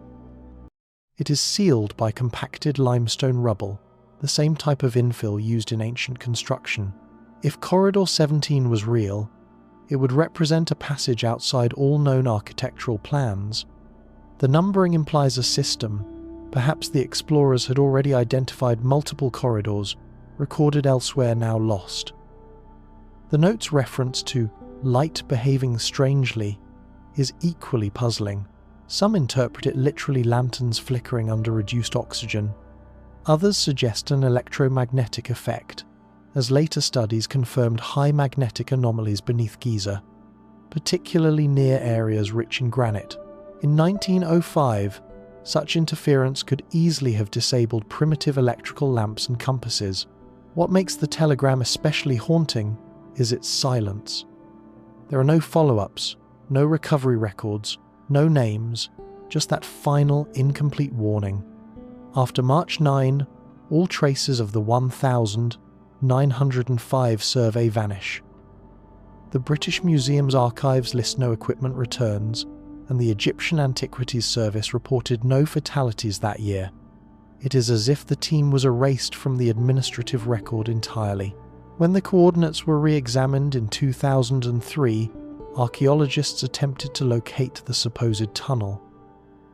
Ground analysis revealed an unusually dense subsurface feature, neither bedrock nor empty space. The instruments showed shifting readings, as if the stone itself distorted the signal. Permission to excavate was denied soon after, citing structural concerns. Their relief no, the wreck did. Some researchers now believe the telegram was genuine, but that Corridor 17 referred to an internal anomaly within the pyramid, rather than a new tunnel. The term corridor could have been shorthand for a resonance channel, or density shift detected by their instruments. In that case, the expedition may have stumbled upon something far less tangible, a phenomenon, not a passage. The telegram remains preserved in a sealed archive drawer in Cairo, its paper yellowed, the ink faint. It ends with a single unfinished line below the coordinates. Entering the final word trails into static. No recovery, no confirmation, only that frozen message across time. A whisper. During a 2018 acoustic survey, technicians recorded a faint, low-frequency hum inside the descending passage. The vibration persisted even when all electrical devices were powered off. The tone hovered at 32 Hz, the frequency range known to induce anxiety and visual distortion in humans. When the team left the chamber, the hum stopped, as if sensing their departure. The descending passage is the oldest and narrowest corridor within the Great Pyramid, a steep, polished tunnel slicing downward toward the subterranean chamber. Visitors often describe it as oppressive, the air heavy and metallic, the silence almost physical. When the 2018 acoustic team from Cairo University installed hypersensitive microphones to map vibration across the internal structure, they expected only background noise from footsteps and wind. What they captured was something neither mechanical nor environmental. The tone was constant, not an echo or flutter, but a steady, low-frequency pulse centered at exactly 32 Hz. The signal persisted even when generators, lights, and recording systems were shut down. For 12 full minutes, the instruments continued to pick up vibration where no power source existed. It was as though the pyramid itself were emitting sound. The team initially assumed interference from nearby traffic or seismic tremors, but cross-checks eliminated those causes. The hum was localized entirely within the pyramid, strongest near the descending passage's midpoint and undetectable outside the structure. The readings faded the moment the last researcher stepped beyond the entrance. Low-frequency sound, known as infrasound, occupies the range just below human hearing. At around 32 Hz, it can cause feelings of unease, vertigo, and even mild hallucination. The British engineer, Vic Tandy, famously linked similar frequencies to haunted sensations in laboratories where hidden vibrations caused objects to quiver. If the pyramid resonates naturally at such a pitch, it could explain centuries of reports describing strange moods, whispers, and visions among explorers who lingered in its lower chambers. In 2019, a second team from Munich attempted to replicate the experiment using vibration sensors instead of microphones. They found the same frequency, repeating at regular intervals a wave that rose and fell every 9 minutes, as if modulated by something deep beneath the rock. Seismographs registered no external activity. One researcher described the sensation as standing inside a lung that never quite exhales. Physicists proposed a natural explanation. The pyramid's immense mass, combined with its internal geometry, may trap subsonic waves from the Earth itself. The 32 Hz frequency could be the structure's resonant note, sustained by constant micro-vibrations, footsteps, wind, even the movement of underground aquifers. Yet others noticed something stranger. When sound engineers tested the frequency's harmonic relationships, They discovered it aligned perfectly with multiples of the tones measured in the king's and queen's chambers: 16, 32, and 64 Hz, a perfect geometric progression. It was as if every part of the monument vibrated in mathematical harmony. Still, the behavior remained elusive. The hum only appeared during specific humidity and temperature conditions, as though the pyramid tuned itself at certain times. Attempts to record it again in 2020 failed. The sensors captured nothing but silence. Then, 6 months later, a maintenance worker descending the passage alone reported hearing a faint vibration through the soles of his shoes, rhythmic, deep, unmistakable. To some, it is simple physics stone speaking the language of resonance. To others, it's a signature left by ancient builders who understood how to make a monument sing forever. Whatever its source, the sound endures intermittently, alive in the quiet between heartbeats, a hum beneath the desert that refuses to die. In 1936, an unlabeled wooden crate arrived at the Egyptian Museum. Inside was a small copper hook wrapped in decayed linen, tagged "From the King's Chamber, 1872. Decades later, radiocarbon testing showed the linen predates Khufu's reign by nearly 2 centuries. The object appears to belong to an earlier monument, perhaps a structure beneath the pyramid itself. The story of the Cairo fragment begins not in a modern lab, but in the dust and darkness of the Great Pyramid's upper chambers. In 1872, British engineer Wayneman Dixon and his colleague Dr. James Grant explored the so-called air shafts leading from the Queen's Chamber.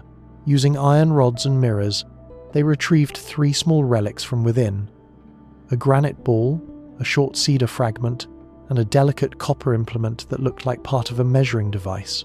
Dixon logged the finds and sent them to London for cataloguing. 64 years later, the object resurfaced, unannounced and anonymous, in a crate delivered to the Egyptian Museum. The paperwork listed no sender. Inside, conservators found the copper hook wrapped in brittle linen and labelled in fading ink with the words "King's Chamber, 1872. It matched the description in Dixon's notes exactly, down to a small fracture along one arm of the hook. The museum quietly archived it as miscellaneous metalwork, where it remained forgotten for nearly half a century. In 1993, while recataloguing old artifacts, a young curator named Salma Izzat rediscovered the piece. Intrigued, she sent the linen wrapping for carbon-14 dating. The results stunned the research team. Roughly 2700 BCE, about 200 years before the reign of Khufu, the copper too showed unusual purity, containing trace elements of arsenic typical of early pre-dynastic metallurgy. This meant the fragment could not have originated from tools used during the pyramid's construction. The discovery reignited an old debate. Was the Great Pyramid truly the first monument on its site, or did it rise atop something older, a temple, a platform, or even another, smaller pyramid? Ancient records hint that Giza was sacred long before Khufu. The Westcar Papyrus speaks of a house of the horizon built for celestial rites centuries earlier. Geological surveys have revealed foundational anomalies beneath the pyramid's base, dense rectangles of compacted stone, inconsistent with the rest of its core. The copper hook may have belonged to that forgotten phase. Its curved ends resemble fittings used in surveying instruments, possibly part of a plumb line or levelling tool. If so, it could have been used to establish the site's earliest alignment to true north, a feat so accurate that even modern GPS readings differ by less than a fraction of a degree. Curiously, microscopic residue on the hook's surface contains traces of limestone dust and organic resin, suggesting it was once sealed within a cavity not discarded as debris. Some researchers speculate it was deliberately placed inside the pyramid's shaft as a symbolic anchor, representing the union of earth and sky. Others believe it was simply lost during earlier construction, entombed within the rising stone. Today, The Cairo fragment sits behind glass in a small display case, its copper darkened by age, its linen shrunken and brittle. Few visitors notice it, and fewer still grasp its implications.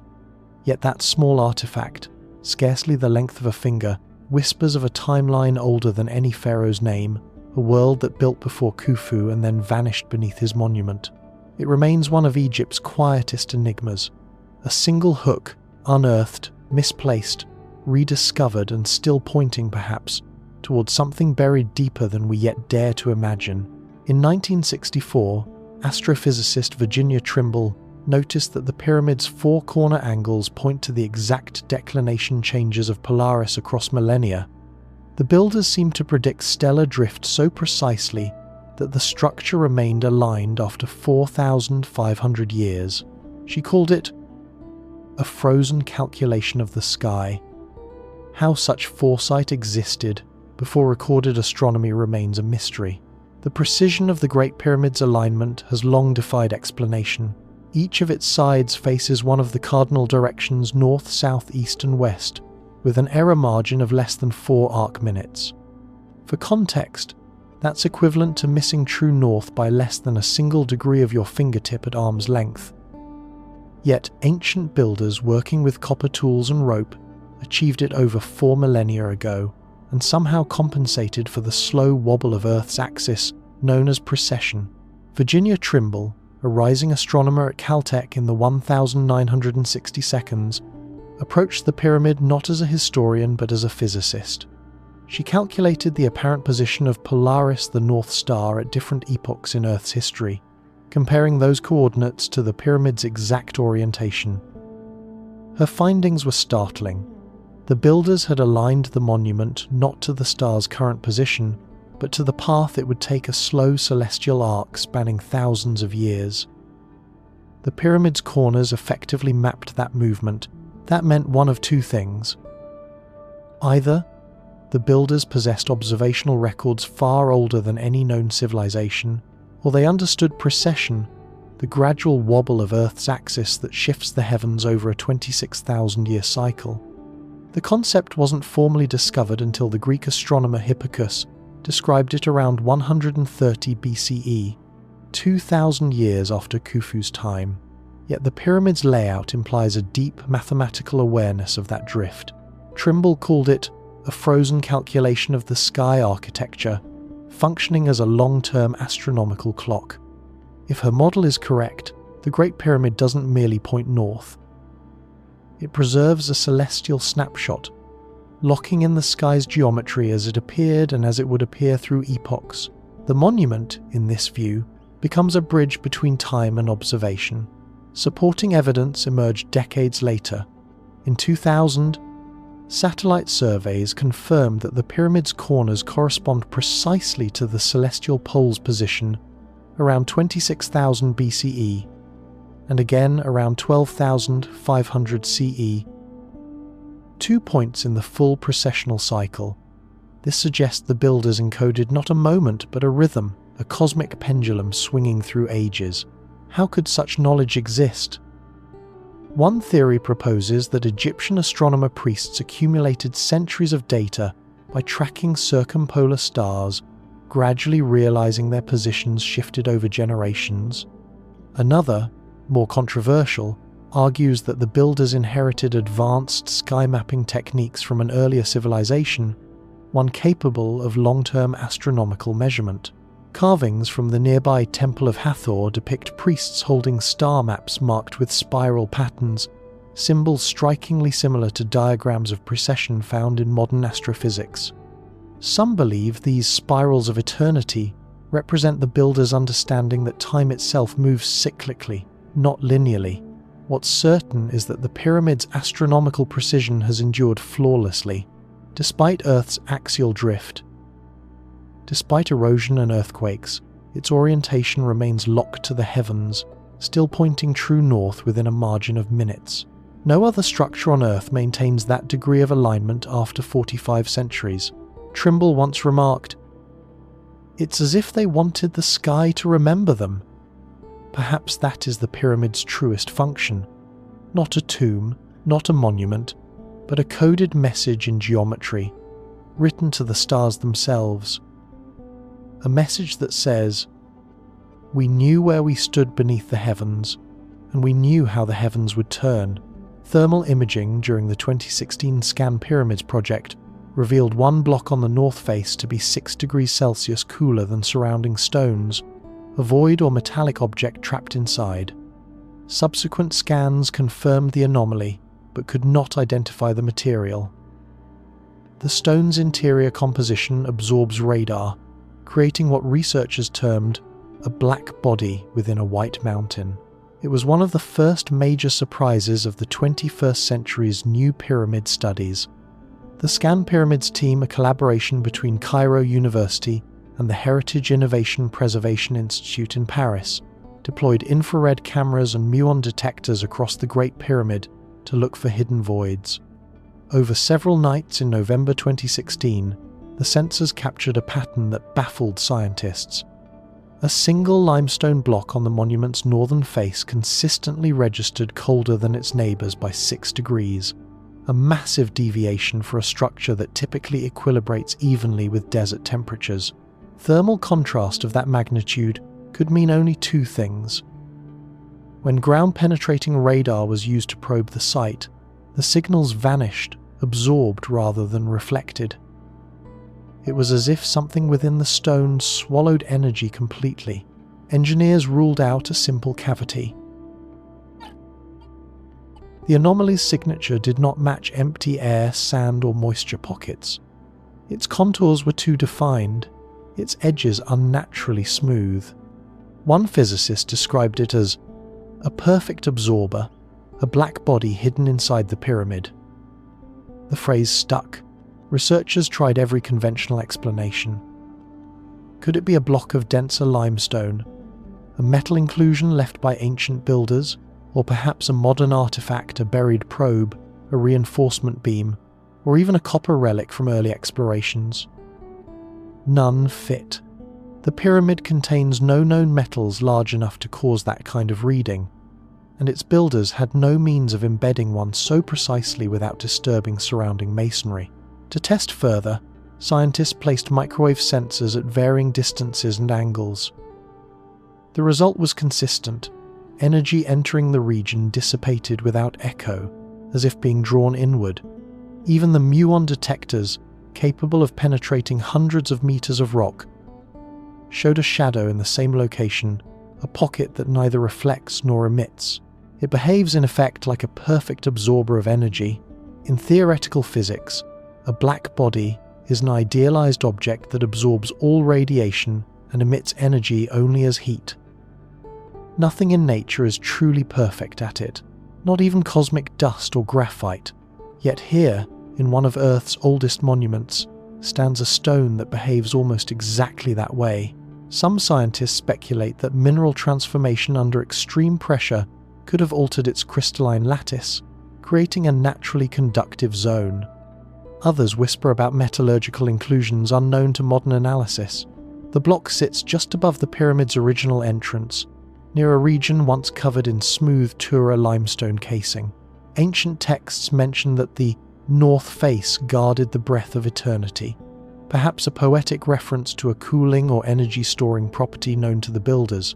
Whatever lies behind that single block remains sealed. The Egyptian Ministry of Antiquities has prohibited drilling, citing conservation. Only non-invasive scans are allowed, but none have pierced the dark core that absorbs every signal. So the data stands a single cold signature in a monument of heat. A black body, silent and unyielding, nested within the stone heart of Giza. Whether coincidence, chemistry, or intention, it waits there still, defying explanation, a cold whisper against the desert Sunday. In 1922, Bedouin guides near Giza reported a sudden sand cyclone that appeared to originate from the pyramid's base. Within it, they claimed to see a flickering blue light, like lightning underground.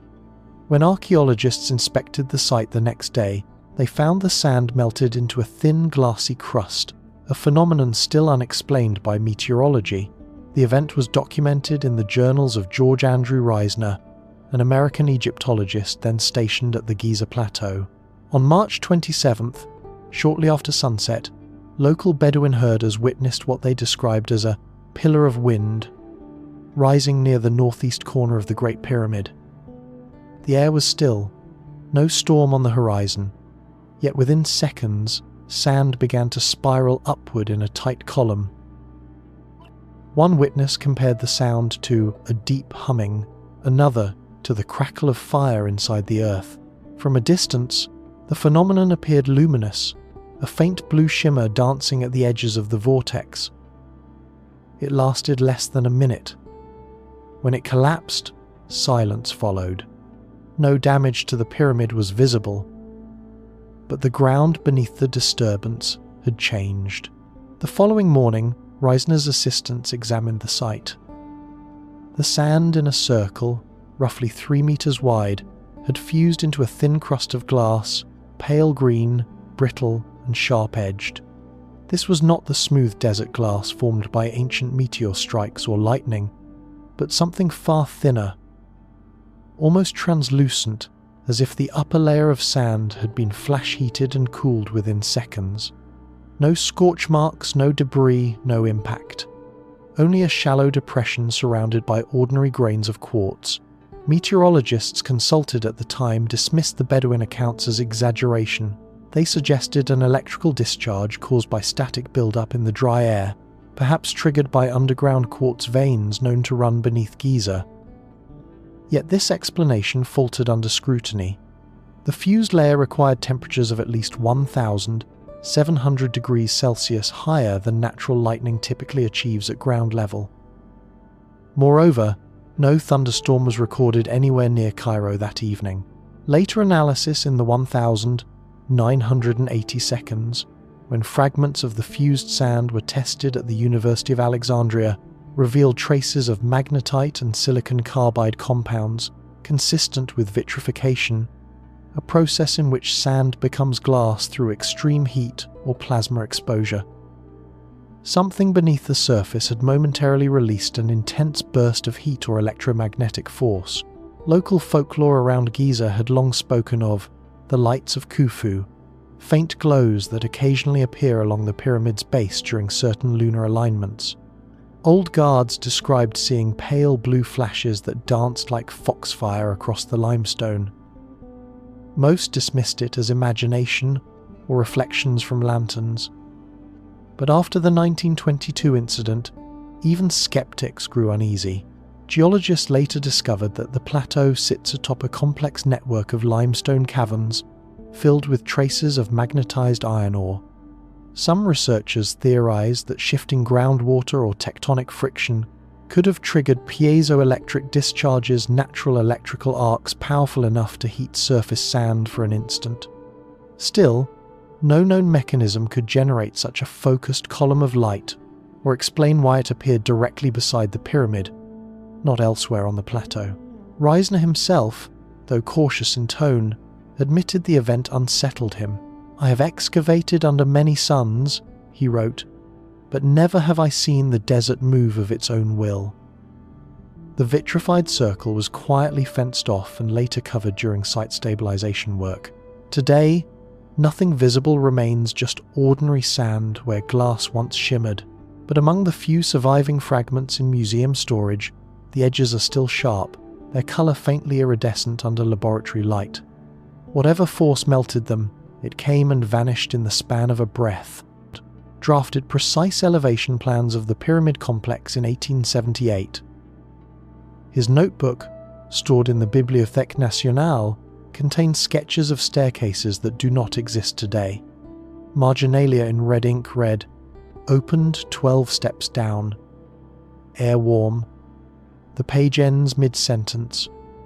Marchand disappeared a month later, en route to Alexandria. Jules Marchand was not a mystic or treasure hunter. He was a meticulous draftsman working under the French Ministry of Public Works, sent to Egypt to document architectural proportions for a proposed exhibit in Paris. Over the course of 2 months, he surveyed Giza's plateau with remarkable accuracy, measuring the Great Pyramid, the Sphinx enclosure, and the causeway foundations. His drawings, still preserved on aged vellum, show a precision far beyond the instruments of his time.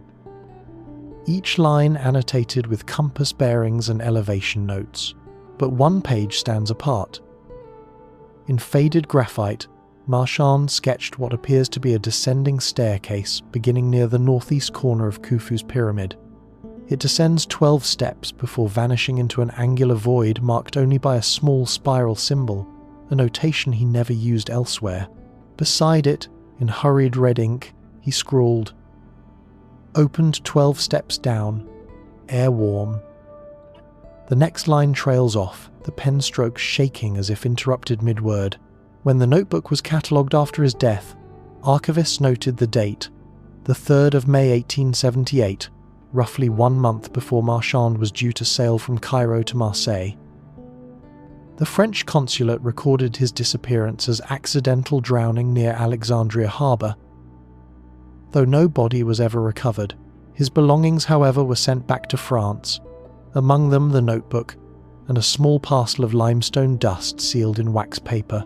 In the 1,950 seconds, historians re-examined Marchand's sketches and noticed something impossible. The coordinates of his staircase align with a thermal anomaly identified by modern radar. Nearly a century later, the same region on the pyramid's north face that scan pyramids would later describe as housing an unexplained void. How could Marchand have drawn it without modern equipment? A letter discovered among his effects may hold a clue. Addressed to a colleague in Lyon, it mentions a hollow under the casing stones and a draught of breath, like warm air from a kiln. Marchand believed he had uncovered a sealed conduit leading into the pyramid's core. He planned to reopen it with local workers after the noon call to prayer, but no further correspondence exists. Some scholars think he stumbled upon a natural fissure that vented trapped heat, a geological quirk mistaken for an entrance. Yet the detailed precision of his drawing suggests more than imagination. His measurements indicate a deliberate, rectangular shaft descending at 22 degrees, matching the angle of the internal ascending passage within the pyramid itself. It is as if he had found an exterior counterpart, hidden beneath centuries of drifted sand. In 2016, when infrared scans detected heat fluctuations near the same corner, the French archaeological delegation quietly compared their data to Marchand's lost plans. The match was exact. Still, Egyptian authorities declined excavation, citing structural risk. Today, the notebook rests under controlled glass in Paris, its margins still stained faintly pink from the red ink that spelled his last words. No further record of the 12 steps has ever been found. Whether Marchand discovered a forgotten passage, a mirage of the desert, or something that swallowed him whole, one truth remains. He measured the unseen and then vanished into it. 2. Vibration tests on a chamber pillar produced harmonic echoes matching the Schumann resonance, the Earth's natural electromagnetic pulse. The data imply the pyramid amplifies planetary frequencies like a resonant shell. The experiment began as part of a structural stability study. Researchers from the University of Turin placed accelerometers inside the Grand Gallery to measure microvibrations caused by wind and seismic motion. When they tapped one of the granite support pillars near the southern wall, the sensors detected something extraordinary. A sustained resonance at 7.83 Hz, the same frequency as the Schumann resonance, the electromagnetic heartbeat of the Earth itself. At first, the team dismissed it as coincidence, but repeated tests confirmed the result. Even without external sound, the chamber's stone responded faintly to the planet's background frequency. Every few seconds, tiny fluctuations in the global electromagnetic field caused measurable vibrations in the granite blocks, as if the pyramid was listening to the Earth. The Schumann resonance, first identified in 1952, results from lightning discharges trapped between the Earth's surface and the ionosphere, forming a constant global hum. The idea that a 4,500-year-old monument could amplify that hum seems impossible, yet the data were undeniable. The pyramid's interior geometry acts like a resonant cavity, naturally amplifying specific low frequencies, much like the body of a musical instrument. When the scientists fed controlled tones into the chamber between 7 and 9 Hz, the energy doubled in amplitude, bouncing back and forth through the granite with minimal loss. The walls seemed to sustain the vibration, creating a soft, thrumming echo too deep for the human ear but felt as pressure in the chest. Instruments outside the pyramid detected a faint corresponding magnetic ripple, as if the structure were radiating the resonance outward.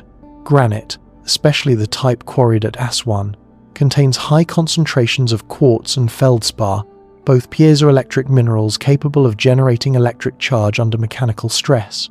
That means when these stones vibrate, they can produce faint electrical fields. The combination of material and geometry could, in theory, create a natural amplifier, a massive geophysical sensor that hums in tune with the planet's pulse. Ancient builders may not have understood the physics, but they might have recognized the effect. Inscriptions from later Egyptian dynasties speak of temples that echo the earth's voice and awaken when the ground trembles. Such descriptions may refer to this very phenomenon, structures that resonated subtly with natural vibrations. Some modern geophysicists now wonder if the pyramid's harmonic properties served a practical purpose, detecting seismic changes. Long before seismographs, a structure tuned to Earth's resonance could have functioned as a primitive alarm, its low hum rising or falling with underground activity. The idea aligns with ancient texts describing priests who heard the stone's warning before the Nile shook. Skeptics counter that the resonance is simply coincidence, an artifact of size and symmetry. Yet even they admit the tuning is unnervingly precise. The pyramid does not resonate broadly across frequencies but locks specifically to 7.83 Hz and its multiples 1420 and 26 Hz harmonics that mirror the Earth's electromagnetic rhythm exactly. Today, sensitive instruments still register those same vibrations at Giza, even when no seismic activity occurs. The Great Pyramid, it seems, continues to hum softly in the key of the planet, a monument not only to stone and mathematics but to the hidden music of the Earth itself. It does not merely stand upon the world, it sings back. Howard Weiss's journals mention opening a small cavity filled with crimson powder that stained his boots for weeks. Later tests on surviving samples showed iron oxide mixed with organic fibers, a pigment composition unknown in ancient Egyptian palettes. The remainder vanished from storage during World War I, when Colonel Howard Weiss blasted his way through the upper chambers of the Great Pyramid in 1837. His methods were crude but effective. Gunpowder opened passages no one had seen in millennia. Among his many discoveries, inscriptions, tool marks, and soot, one account stands out, written hastily in his expedition diary. A recess discovered behind the western block found fine red powder, of unknown composition, boots and hands stained deeply. For decades, this note was dismissed as exaggeration until fragments of that same material resurfaced in the British Museum's archives. In 1910, a small glass vial labelled Red Dust GT Pyramid 1837 was sent from storage to a chemical laboratory in London. Scientists found that the powder was not ordinary ochre or hematite pigment. Under magnification, it contained a matrix of microscopic organic fibers intertwined with metallic particles, a mixture unknown in any Egyptian pigment recipe. The fibers resisted decay even after 70 years, and the powder clung magnetically to glass instruments. The formula was puzzling. Standard Egyptian reds were made from iron oxide mixed with clay or crushed brick, bound by animal fat or gum arabic. This substance, however, included traces of carbonized cellulose and what appeared to be plant lignin, as though powdered wood or fiber had been subjected to extreme heat, fusing with metal. The result was a pigment that shimmered faintly under light, its hue shifting between rust and blood red. Some chemists speculated it was natural, perhaps the residue of lightning, vitrification, or the decay of organic material sealed in an iron-rich environment. Others thought it was artificial, a primitive nanocomposite created by accident or lost technique. When researchers attempted to replicate it using modern equipment, they failed to reproduce its stability. The particles refused to separate, as if fused at the molecular level. Weiss's notes indicate that the cavity was only 12 inches deep, located behind a dislodged granite block in what's now called Campbell's Chamber.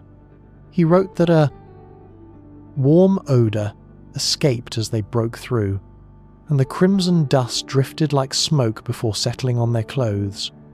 He ordered samples collected, but no one recorded the cavity's location again. Later surveys failed to find any trace of it. By 1914, when the British Museum's Chemical Division was relocated for safekeeping, the remaining samples vanished. Wartime transport records list the vial among dozens of misplaced specimens likely destroyed during bombings. Only a few milligrams, sealed in wax paper, survived in a private collection in Oxford, rediscovered in 2003. Modern spectroscopy confirmed the same results. Iron oxide, trace copper, and heat-altered cellulose materials fused by temperatures exceeding 1,000 degrees Celsius.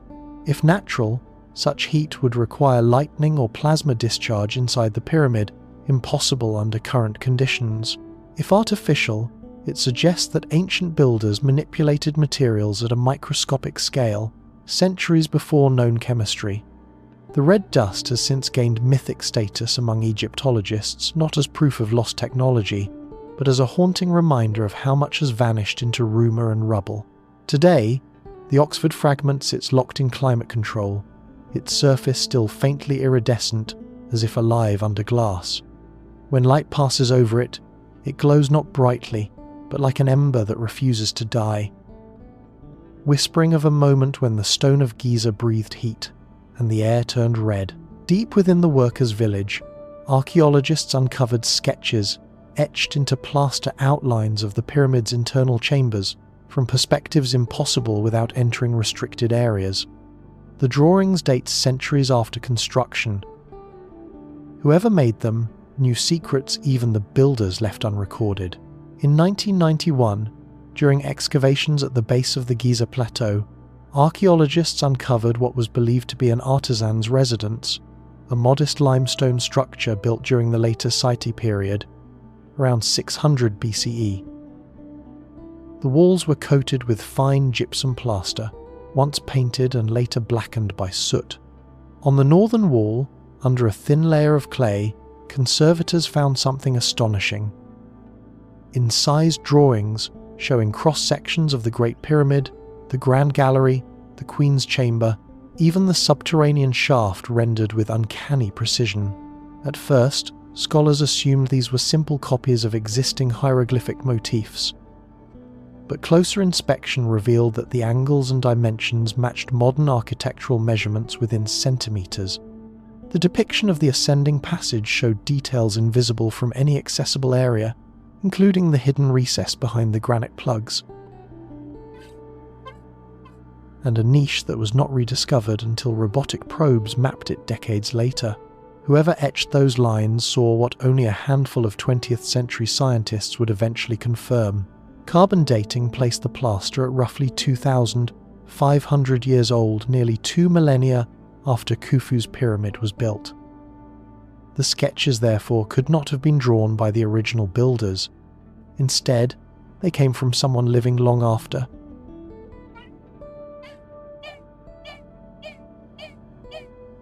Someone who somehow possessed or preserved blueprints no longer known to history.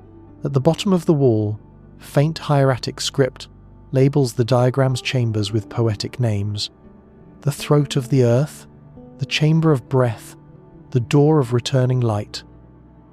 These terms have no direct parallel in Old Kingdom texts but appear in late Egyptian magical papyri associated with initiation rituals, writings that describe spiritual ascents through symbolic gates within the earth. The artist may have belonged to a mystery sect that viewed the pyramid not as a tomb, but as a cosmic map, a physical reflection of the soul's journey through the afterlife. The precision, however, remains difficult to explain. The proportions of the Grand Gallery and the Queen's Chamber match within a 1% error margin of modern laser scans. Even the slope angles correspond exactly to 26 degrees and 39 degrees, the true measurements of the interior shafts.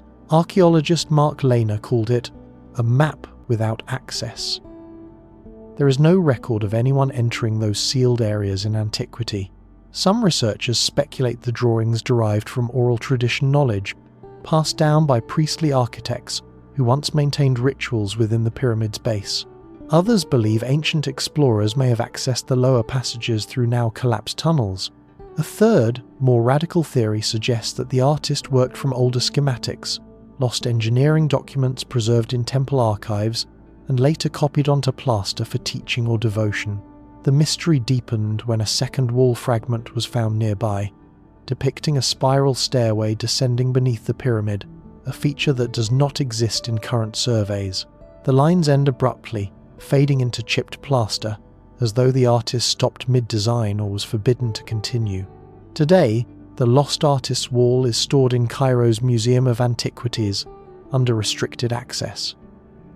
Its surface, protected by glass, still bears the faint impressions of chisel and finger. Standing before it, scholars describe a strange sensation. The feeling that the wall itself remembers what lies beneath Giza, as if the hand that drew those chambers once traced knowledge too old to belong to any single age. No one knows who carved it, or why. But one thing is certain. Whoever that forgotten artist was, they saw the inside of the Great Pyramid long before the modern world ever could. A team photographing the upper relieving chamber captured a cartouche naming Khufu's chief architect. When the team returned days later, the mark was gone, stone surface clean, untouched. The photos exist, but metadata confirm no tampering. Scholars debate whether the pigment evaporated or someone erased history quietly in the night. The event took place during one of the most carefully supervised archaeological surveys in modern Egyptian history. The chamber in question, Campbell's Chamber, sits just above the King's Chamber, accessible only through a narrow vertical shaft, rarely opened since Howard Vyse blasted it open in 1837. In March 1983, the Egyptian Antiquities Organization authorized a small joint team of French and Egyptian researchers to photograph the inscriptions on its granite beams using new low-light film. Their goal was to document every trace of the ancient red pigment before restoration began. Among dozens of faded quarry marks and mason symbols, one stood out. It was a cartouche, an oval frame enclosing hieroglyphs written in fine, almost deliberate strokes. Inside it was the name Hemiunu, Khufu's vizier and chief architect, the man traditionally credited with designing the Great Pyramid. The pigment appeared fresh compared to its surroundings, deep crimson, not the dull brown of oxidized iron. The team photographed it from multiple angles, under identical lighting conditions. 3 days later, when they returned to verify the find, the wall was bare. The cartouche had vanished. The stone surface was smooth, free of pigment residue or chisel marks. Infrared imaging detected no trace of alteration. The pigment hadn't flaked off, it had simply disappeared. At first, researchers suspected vandalism. But the chamber was sealed between visits, guarded by the Ministry of Antiquities. Entry logs showed no one had accessed the interior. Moreover, the surrounding inscriptions, older and more fragile, remained perfectly intact. If someone had erased the cartouche, they would have disturbed the adjacent symbols. They hadn't. The photographs were developed in Cairo under supervision. Metadata and negatives confirm authenticity, no double exposure, no retouching. The cartouche had been there, physically present, before vanishing without sign of removal. Pigment analysis from fragments taken during the first visit indicated a rare mixture of hematite, ochre, and an unknown organic binder not consistent with Old Kingdom quarry ink. Some chemists proposed that the binder was photoreactive, breaking down under exposure to modern light sources. Yet repeated attempts to replicate this reaction failed. Others speculated it was never ancient at all. The that it had been added by 19th century explorers and subsequently faded through chemical decay. But the inscription's shape didn't match any recorded forgeries. The disappearance divided the archaeological community. Some saw it as an embarrassing oversight, a phantom cartouche, misinterpreted by eager eyes. Others considered it a deliberate erasure, perhaps by officials wary of reigniting debates over the pyramid's authorship. After all, a confirmed link to Hemiunu would have ended long-standing theories that the monument predated Khufu's reign. In 1989, a French conservator revisited the chamber with hyperspectral cameras. He found faint spectrographic signatures where the pigment once was, traces invisible to the naked eye but distinct from the surrounding stone. Whatever substance had been applied, it emitted frequencies unlike any known pigment used in ancient Egypt. Today, the photographs remain locked in the archives of the Egyptian Museum. They show the same beam, the same faint light, and the same cartouche, a name that appeared, briefly, as if written by the past itself, then receded into silence. Perhaps it was a trick of chemistry. Perhaps it was intervention. Or perhaps, as one researcher quietly remarked, the stone remembered a name and then chose to forget it. The Snordum find of Resn. Engineers testing compass alignment inside the Queen's chamber noted that every needle spun erratically within a radius of 2 meters, then stabilized instantly outside. Portable magnetometers confirmed brief surges in geomagnetic intensity localized only to that room. It's the only recorded instance of magnetic deviation inside a solid stone structure. The anomaly was first detected during a 1998 engineering survey led by Dr. Mahmoud El-Hadidi. Tasked with assessing the structural stress of the Queen's chamber and its surrounding shafts. The team carried standard compasses to confirm grid orientation against modern coordinates. What should have been a routine calibration turned into one of the pyramid's strangest modern mysteries. As the engineers stepped into the chamber's center, their compass needles began to whirl, spinning rapidly in full circles before freezing, then reversing direction. The movement repeated 3 times. When the instruments were carried back into the ascending passage, they stabilized instantly. Every test that followed reproduced the same phenomenon. Within a radius of roughly 2 meters from the chamber's midpoint, magnetic fields behaved unpredictably. To rule out interference, the team disabled all electronic devices, including lighting generators and communication radios. Yet, the anomaly persisted. A visiting physicist deployed a magnetometer, a device capable of detecting even faint shifts in magnetic flux, and confirmed short bursts of elevated geomagnetic intensity. The surges lasted less than 2 seconds, but measured twice Earth's normal background level. Outside the chamber, readings returned to baseline. The effect baffled scientists. The pyramid structure is solid limestone and granite materials that are non-magnetic. There were no hidden metallic reinforcements or modern cables that could cause interference. The localized bursts seemed to originate from the chamber itself. In 2002, an international follow-up study conducted by the University of Tokyo used fluxgate sensors to map the chamber's magnetic field in 3 dimensions. They discovered the pattern wasn't random.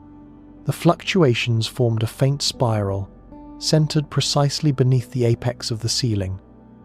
This spiral repeated every 12 minutes, suggesting a rhythmic cycle. The researchers nicknamed it the heartbeat of the Queen's chamber. Some physicists proposed that the phenomenon resulted from piezoelectric effects within the granite. As the pyramid vibrates subtly under temperature shifts or seismic motion, its quartz content could generate electric charges. These, in turn, might create brief electromagnetic pulses strong enough to disrupt compasses. However, no measurable voltage was detected along the walls or floor, and the frequency of the pulses didn't match normal geological oscillations. Another theory suggested the pyramid's alignment amplifies Earth's natural electromagnetic resonances, focusing them like a lens at specific interior points. The Queen's chamber, perfectly centered along the monument's axis, might serve as a focal node. If true, it would mean the ancient builders unintentionally created a natural resonator for the planet's field. Yet there's something oddly intentional about the chamber's geometry. The ceiling's corbelled blocks form a cavity that seems acoustically and electromagnetically tuned. In 2015, when researchers simulated low-frequency sound inside, the same 2-meter magnetic zone intensified, as if sound and magnetism were coupled. No other chamber within the pyramid exhibits this behavior. Officially, the Ministry of Antiquities attributes the event to instrumental interference. Unofficially, technicians still refuse to leave magnetic equipment unattended inside the room. Visitors sometimes describe a subtle tingling on their skin when standing at its center, a static pressure, like air before lightning. Whether psychological or real, the sensation echoes what those engineers experienced decades ago.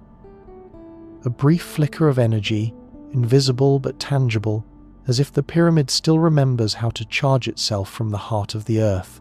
To this day, the Queen's Chamber remains the only place on record where a compass forgets the planet's magnetic north and then remembers it the moment you step away. Muon scans in 2024 hinted at a cavity beneath the pyramid's foundation platform, roughly the size of a train car, 12 meters below the lowest passage. Its shape is rectangular, its echo signature metallic. Permission to drill was denied pending further cultural review. To this day, the chamber remains sealed under 4,000 tons of limestone. The discovery came quietly, a byproduct of a new generation of particle detectors designed to map density variations through cosmic ray meography. Installed by the joint Egyptian-Japanese research team beneath the Giza Plateau, the sensors were meant to verify the uniformity of the pyramid's base. Instead, the data revealed something entirely unexpected. A dense outline beneath the bedrock itself, forming a rectangular void where solid limestone should have been. At first, the anomaly was assumed to be a data glitch, but over the course of 6 months, repeated scans from different angles produced the same image, a chamber-shaped space measuring roughly 8 meters wide, 20 long, and 5 high. It was too geometrically perfect to be natural. Even stranger, the density readings from the void suggested an inner material with high atomic number, comparable to bronze or copper, not stone. Seismic echoes confirmed the presence of hard reflective surfaces within. The shape was symmetrical, its corners sharp. Engineers likened it to a metallic box buried far beneath the foundation layer, at a depth previously believed unreachable by ancient tools. The subterranean chamber of the Great Pyramid, long thought to be the lowest accessible level, lies more than 30 meters beneath the plateau's surface. The newly detected cavity sits another 12 meters below that. Beyond any known tunnel or construction phase, its existence implies either a forgotten phase of engineering or a pre-existing structure upon which the pyramid was later built. When the Scan Pyramids Consortium presented the findings to the Supreme Council of Antiquities in early 2025, they requested permission for micro-drilling a fibre optic bore no wider than a pencil. The request was denied.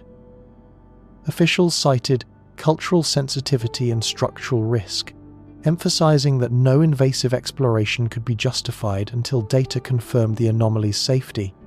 Privately, some insiders admitted there was unease. The chamber's signal reflected stronger electromagnetic absorption than any other area in the monument. Geophysicist Dr. Aiko Nishimura, one of the lead analysts, described the cavity as a perfect absorber, a region that behaves as if it were designed to remain unseen. When probed with low-frequency radar, it emitted a faint harmonic pulse at 18 Hz, the same subsonic range recorded inside the King's Chamber decades earlier. That resonance matched no known geological pattern beneath the plateau. Speculation spread quickly. Could the cavity predate the pyramid, perhaps an earlier tomb or chamber buried by Khufu's architects? Some even proposed it might be an artificial capsule, a sealed container holding ritual or mechanical objects. Others dismissed it as a void left by uneven limestone compaction, but the clean angles defied natural formation. Attempts to model the anomaly digitally revealed one final peculiarity. Its orientation aligns precisely with the pyramid's diagonal axis, extending toward true north, the same geometric line traced by the monument's outer casing stones. Whatever lies, there is not random. As of today, the site remains untouched. All proposals for drilling have been indefinitely postponed, though new non-invasive scans are planned. For now, the subchamber sleeps beneath 4,000 tons of stone, a hollow heartbeat under the oldest precision structure on Earth. And somewhere below the foundation, beyond reach of light or air, a shape waits measured, mapped, undeniable, its silence pressing upward through the centuries, as if reminding us that even after 4,500 years, the pyramid has not yet told all of its secrets. Recovered near Saqqara, this torn papyrus lists unit conversions, matching the pyramid's base and height ratios, but written in an earlier calendar system. The notation suggests the design existed generations before Khufu's rule. Egyptologists call it an architectural prophecy, perhaps an inherited plan handed down through priest engineers. The fragment, discovered in 1999 during excavations at a collapsed tomb complex, measures barely 20 centimeters across. Faded black hieratic symbols run in uneven columns, divided by red ink lines. The writing is mathematical lists of fractional units, ratios, and annotations referencing cubit, palm, and digit. At first glance, it seemed like a routine ledger or construction record, but when translated, its proportions revealed something uncanny. The numbers corresponded exactly to the Great Pyramid's key dimensions: a base perimeter of 1,760 royal cubits and a height of 280, the same one. 6.285 ratio that produces the constant 2 pi when scaled. The calculations were explicit, not abstract measurements, not metaphors. Yet the papyrus was dated, by paleographic style and carbon analysis, to around 2,700 BCE, nearly a century before Khufu's reign and the pyramid's accepted construction period. The document appeared to describe a project already conceptualized, its ratios fixed and its base alignment determined. In the margin, a phrase repeats 3 times: House of Eternal Measure. Egyptologists recognize that epithet as an early form of Pernetja, the divine house, a term often associated with sacred geometries or cosmic architecture. If genuine, the text suggests that the design for the Great Pyramid was not conceived under Khufu, but inherited, preserved, and executed by later generations of temple mathematicians. That possibility reopens the question of origin. Was Khufu's monument an innovation or the culmination of an older, lost science of measurement? The papyrus's most enigmatic feature is its use of a pre-reform calendar system. Dates are recorded in lunar months, not solar, implying it predates Egypt's later standardization. Yet its mathematical notation shows a grasp of base 10 precision, complete with conversion columns that translate cubits into arc degrees, a link between architecture and astronomy. In one section, a scribe notes, "When the shadow is 1 to 7, the summit aligns with the horizon's birth star." That description matches the sun's equinox angle over Giza's latitude. Dr. Layla Hassan, who led the translation, called it an engineer's meditation numbers, written like hymns. Her team found the papyrus folded deliberately and placed beside fragments of polished copper rods, perhaps early surveying tools. The craftsmanship suggests reverence, not mere record-keeping, but preservation of sacred instruction. Skeptics argue that the numerical similarities could be coincidence, citing the ubiquity of round number ratios in early Egyptian design, but the alignment data is too specific. The same slope angle of 51 degrees 51, encoded as rise 7, run 11, appears verbatim. No other known structure from that era uses it, Some researchers see the document as evidence of a lineage, an unbroken chain of priest engineers who guarded sacred mathematical constants across dynasties. The concept of architectural prophecy arises from that idea that geometry itself was viewed as divine revelation, not human invention. To design in such proportions was to echo the order of creation. The papyrus of measures now resides in the Egyptian Museum's restricted archives, its edges sealed against further decay. Under infrared light, faint hieratic corrections become visible, a hand adjusting one ratio slightly, as if refining a formula over time. Perhaps it was a student's copy, a rehearsal for a blueprint never meant to be seen again, or perhaps it was the first whisper of a vision that would one day become the Great Pyramid drawn in ink long before the first stone ever touched the desert. While restoring the descending corridor in 1998, workers found preserved footprints in ancient dust, bare, narrow, human. Photographs were taken. A week later, the prints had faded entirely as if reabsorbed by the stone. Chemical analysis found the dust contained magnetite particles reactive to humidity and static charge, capable of self-movement. It began as routine maintenance work, a small Egyptian team clearing centuries of sediment and debris from the lower passage of the Great Pyramid. The corridor, sloping steeply downward into darkness, had long been neglected since tourists were no longer permitted beyond the subterranean chamber. On the fifth day of cleaning, under artificial light, the team noticed a sequence of impressions pressed into the compacted dust. 5 footprints, unmistakably human, each perfectly formed toes, arch, and heel. The prints were unlike any others found within the monument. They lacked sandal marks or chisel dust, simply bare feet, narrow and elongated, as though from someone moving cautiously through the corridor. The distance between steps suggested an adult stride, roughly 80 centimeters apart. One worker swore he could see where the toe of the final print had dragged slightly, as if the figure had paused or turned. The foreman halted work and summoned inspectors. Photographs were taken with scale markers, and plaster molds were prepared for preservation. But within 48 hours, the sharp contours of the prints began to blur. The dust seemed to flow, fine grains creeping inward like liquid. By the end of the week, the surface had flattened completely, the floor restored to its undisturbed glassy texture. The molds captured only faint outlines. When laboratory analysis was performed on the remaining dust, the results were confounding. The sediment contained an unusually high concentration of magnetite, an iron oxide mineral known for magnetic properties.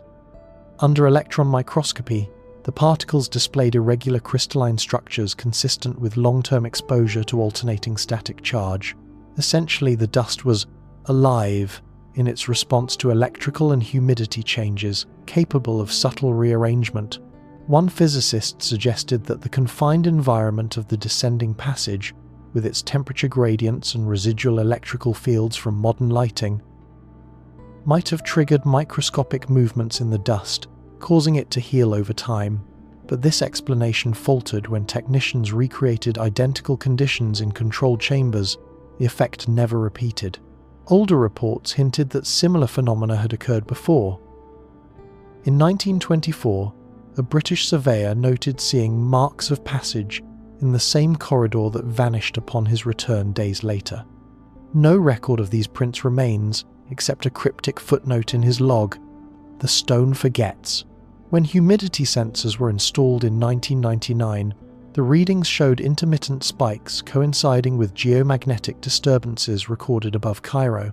The magnetite within the dust seemed sensitive to planetary fluctuations, aligning briefly during certain conditions before settling again. The phenomenon has led to speculation that the descending corridor may act as a natural conduit, a narrow chamber that channels electromagnetic variations through the limestone, creating microstatic discharges across the floor. In such a state, even the lightest dust might shift imperceptibly, smoothing out impressions. The mystery remains unsolved. Who made those prints, and when? No known excavation team worked barefoot inside the pyramid, and the dust layer, estimated at several centuries old, was undisturbed before 1998. Radiometric sampling placed its accumulation long after Khufu's era, yet long before modern restoration. Today, the site remains sealed. The photographs survive in the Cairo archives, 5 ghostly shapes pressed into dark powder, frozen in time before returning to formlessness. Scientists call it mineral kinetics. The workers who found them still call it something simpler: the sand that remembers and then decides to forget. That Stroff, infrared drones mapping the outer casing stones, recorded 2 symmetrical thermal spots near the apex, blinking on and off with diurnal temperature cycles. The pattern matched ocular intervals: 12-minute warming, 8-minute cooling. A poetic coincidence. Perhaps yet locals began calling them the eyes that watch the desert. The phenomenon was first noticed in 2021 during high-altitude thermal surveys commissioned by the Scan Pyramids project. The mission's purpose was simple: to detect microfractures and uneven heat distribution in the pyramid's remaining limestone casing. But as the drones hovered near the monument's peak in early morning light, sensors began recording rhythmic pulses, 2 identical hotspots located symmetrically on the east and west faces, just below the apex block. At sunrise, the eyes glowed faintly, registering temperatures 6 degrees higher than surrounding stones. Over the next 12 minutes, they cooled, only to warm again as the cycle repeated. The readings persisted across several days, independent of sunlight angles or wind patterns.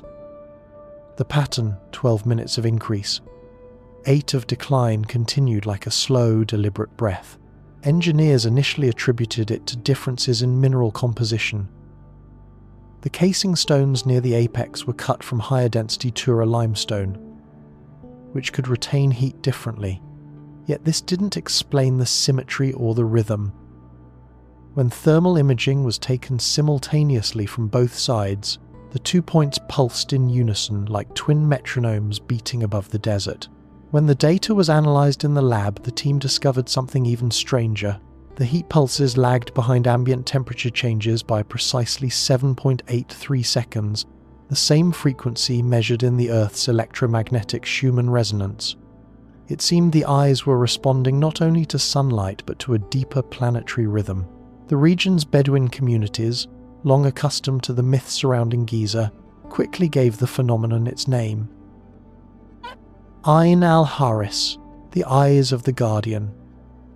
According to oral tradition, the pyramid was a sentinel, built to watch over the horizon. The new images seem to confirm that belief. A colossal face, awakening briefly each dawn and dusk. Scientists, however, sought physical explanations. Some speculated that microchannels within the upper stones allowed trapped air to expand and contract, producing rhythmic heat shifts. Others believed the pattern resulted from residual electrostatic charge discharging through the quartz veins within the limestone. Yet when drones returned months later, the effect had changed. The eyes now blinked irregularly, sometimes ceasing altogether for hours before resuming their cycle. Infrared readings captured faint electrical differentials across the apex blocks, minute but measurable. In low humidity, the voltage rose, coinciding with sharper pulses. This suggested piezoelectric activity, the same phenomenon observed in the King's Chamber stones when subjected to vibration. Could the pyramid's apex act as a natural transmitter, modulating energy in sync with environmental forces? In ancient inscriptions, the pyramid's topmost capstone was called Benben, that which rises and shines. It symbolized both the first light of creation and the eye of Ra. Perhaps this resonance, this gentle breathing of heat and energy, is the physical echo of that myth stone embodying celestial sight. By night, the desert around Giza is silent, broken only by the wind. Yet those who camp near the plateau sometimes claim to see a pale shimmer at the pyramid's crown. two faint glows alternating like slow, watchful blinks. Coincidence, perhaps? Or maybe, in its own enduring way, the monument still keeps vigil not as a ruin, but as a living instrument of the earth, breathing in rhythm with the sky. Heavy stones along the ascending passage bear abrasion grooves, consistent with rope hauling except halfway up, where they abruptly cease. Above that point, surfaces are pristine, mirror-smooth. Engineers estimate the blocks beyond could only have been positioned from within, suggesting an internal lift system lost to history. The discovery was made during a detailed 3D mapping survey in 2017, when laser scanners catalogued microscopic tool marks throughout the Great Pyramid's interior. Along the lower half of the ascending passage, engineers observed consistent parallel abrasions, shallow grooves worn into the limestone, each spaced evenly, as if ropes had dragged heavy loads upward. The grooves told a familiar story: human labour, pulleys, friction, and time. But at precisely 23.6 meters from the base, the marks stopped. The passage above that line looked untouched. No scoring, no compression, no scratches from hauling sleds or tools. The transition was unnervingly sharp, as though the upper stones had been installed without contact. Archaeologists first assumed erosion or restoration smoothing. Yet analysis showed the upper walls retained their original polish, undisturbed since antiquity. The limestone there was perfectly planar, its surfaces still bearing faint chisel ripples but no signs of wear. The implication was immediate. Whatever method had raised those upper stones required no ropes at all. Modern engineers ran 4 simulations to test possibilities. The results were implausible. The stones, some weighing over 12 tons, could not have been slid into place from below without leaving friction scars. Nor could they have been lowered from above. The passage's slope and geometry made that impossible once the corridor was sealed. The 2019 acoustic study added another layer of mystery. When sound pulses were fired up the passage, echoes revealed discontinuities near the point where the rope marks ended, suggesting hollow spaces or gaps behind the walls. These voids, narrow and uniform, extended upward like parallel shafts. Their dimensions matched what a modern engineer might describe as counterweight slots. This discovery reignited one of the oldest debates in Egyptology. Did the builders of the Great Pyramid use an internal construction ramp or hoist mechanism? The French architect Jean-Pierre Houdin had long proposed that an inner spiral ramp was concealed within the pyramid's structure, allowing stones to be raised from the inside rather than dragged up external ramps. The vanished rope marks seemed to offer physical support for that idea. If an internal lift existed, it may have relied on wooden frames, pulleys, and gravity assist chambers, materials long decayed. Yet some evidence persists. Fragments of cedar and sycamore, both imported from Lebanon, were discovered wedged behind a block near the Grand Gallery, remnants of what could have been part of a lifting apparatus. Still, no conclusive trace of machinery has ever been found. The absence of wear above the midpoint remains an engineering riddle. Either ancient builders possessed a method to raise multi-ton blocks with near-zero surface friction, or the upper passage was assembled in sections before being sealed from within an architectural maneuver centuries ahead of its time. The polished silence of those upper stones feels intentional, as if the builders meant to erase their method the moment it succeeded. The lower passage bears the marks of human struggle. The upper half, the stillness of mastery. Today, when laser lights sweep across the walls, they reveal both halves of the story labour below, precision above.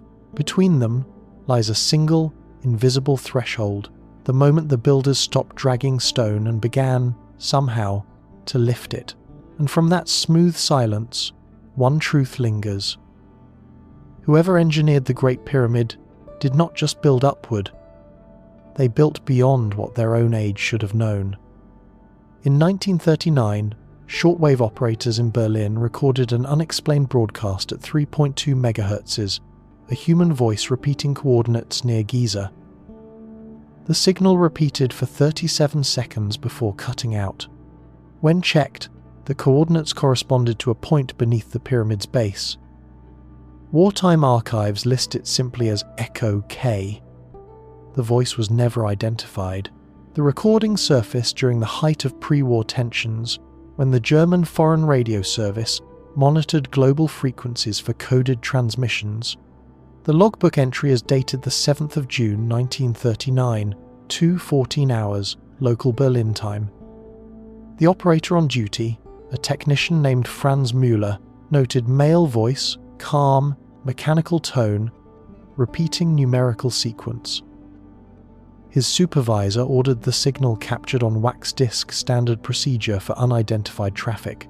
When the coordinates were decoded, they referenced a precise location, 29 DU 5844.9 N 31 D08 03.0 E directly beneath the Great Pyramid of Khufu. The report was sent to the Ministry of Communications, then quietly sealed. Only after the war did researchers rediscover the file in the Bundesarchiv, labelled simply Echo K, Ägypten, Unbekannt Ursprung. The broadcast frequency 3.2 MHz fell within shortwave atmospheric bounce range, capable of travelling thousands of kilometres by reflecting off the ionosphere, yet no known station operated on that band at the time. The voice carried a faint harmonic distortion, suggesting either primitive modulation or, as one analyst later proposed, a feedback loop from an underground or enclosed transmission source. Müller's log included phonetic transcriptions of the repeated numbers 9, 5, 8, 3, 7, 0, 2. When plotted, they described a three-dimensional coordinate grid, not just latitude and longitude, but depth approximately 12 meters below the pyramid's known foundation line. Decades later, in 1978, an amateur historian named Hans Breitner uncovered the original wax disc in a declassified lot. When played through modern equipment, the voice was faint but clear, steady, emotionless, repeating a single set of coordinates 3 times, followed by a long, low hum that faded abruptly. Sound engineers determined the hum was not electrical noise but a subsonic tone, roughly 18 Hz, a frequency associated with resonance inside large stone cavities. No one has identified who sent it, or from where. Nor did Germany possess any field stations capable of such directed low-frequency transmission. Theories range from secret wartime experiments to accidental signal reflections or something older. Curiously, the coordinates align almost perfectly with the 2024 muon-detected void beneath the pyramid, the so-called unknown subchamber. This coincidence has led modern researchers to revisit the Echo K file, wondering if the 1939 signal was the first indirect detection of that hidden space. Some believe the voice could have been a test signal, bouncing between metallic deposits beneath the plateau, creating the illusion of a human transmission. Others argue it was deliberate, a broadcast originating from within a confined cavity, using the pyramid's geometry as a natural amplifier. No further transmissions on that frequency were ever recorded. The German equipment remained tuned for weeks afterward, but the airwaves stayed silent. Müller, in a personal note written months later, described hearing the tone again faintly through static. It vibrated in the room, like the stone itself was breathing. His lat, the wax disc, now rests in the Berlin Museum of Communications, labelled Echo K, origin unknown. When played, it lasts exactly 37 seconds, the same interval recorded in the log. A voice, a hum, a set of numbers pointing to a place no one had yet found. And somewhere beneath 4,000 years of stone, perhaps the signal still waits, repeating endlessly unheard. In 1974, Cairo University archivist Layla Mansour claimed recurring dreams of walking through a glowing tunnel beneath the pyramid. She drew its pattern, unaware that it matched unpublished blueprints from a 1,930-second survey locked in the same archive where she worked. She resigned the following year, saying the dream had finished building itself. Layla Mansour was 34 years old when the dreams began, a quiet, meticulous historian responsible for cataloguing Egypt's architectural surveys. She spent her days surrounded by brittle maps and hand-drawn schematics of Giza's monuments, including materials from foreign expeditions long forgotten. Her work demanded precision, not imagination, but starting in October of that year, she began to wake each morning with vivid images of a passage she had never seen. Smooth stone walls glowing faintly from within, and a sense of descending, not into darkness, but into something softly illuminated from the ground itself. At first, she dismissed it as stress, but the dreams persisted, always the same. A straight tunnel leading to a circular chamber, its walls covered in geometric carvings. The air felt heavy, resonant, and somewhere behind her, she could hear a low hum. Each night, the dream extended a little further, as though constructing itself piece by piece. Unable to shake the detail, Layla began sketching what she saw. She described the tunnel's slope as nearly even, perhaps a decline of 10 degrees, and its curvature as too precise to be natural. The chamber at the end was domed, with a raised central platform. Her notes describe faint numerals carved into the walls, 4, 2, and 0, repeating. A colleague, Dr. Mahmoud Saad, later recounted how Layla showed him one of these sketches in January 1975.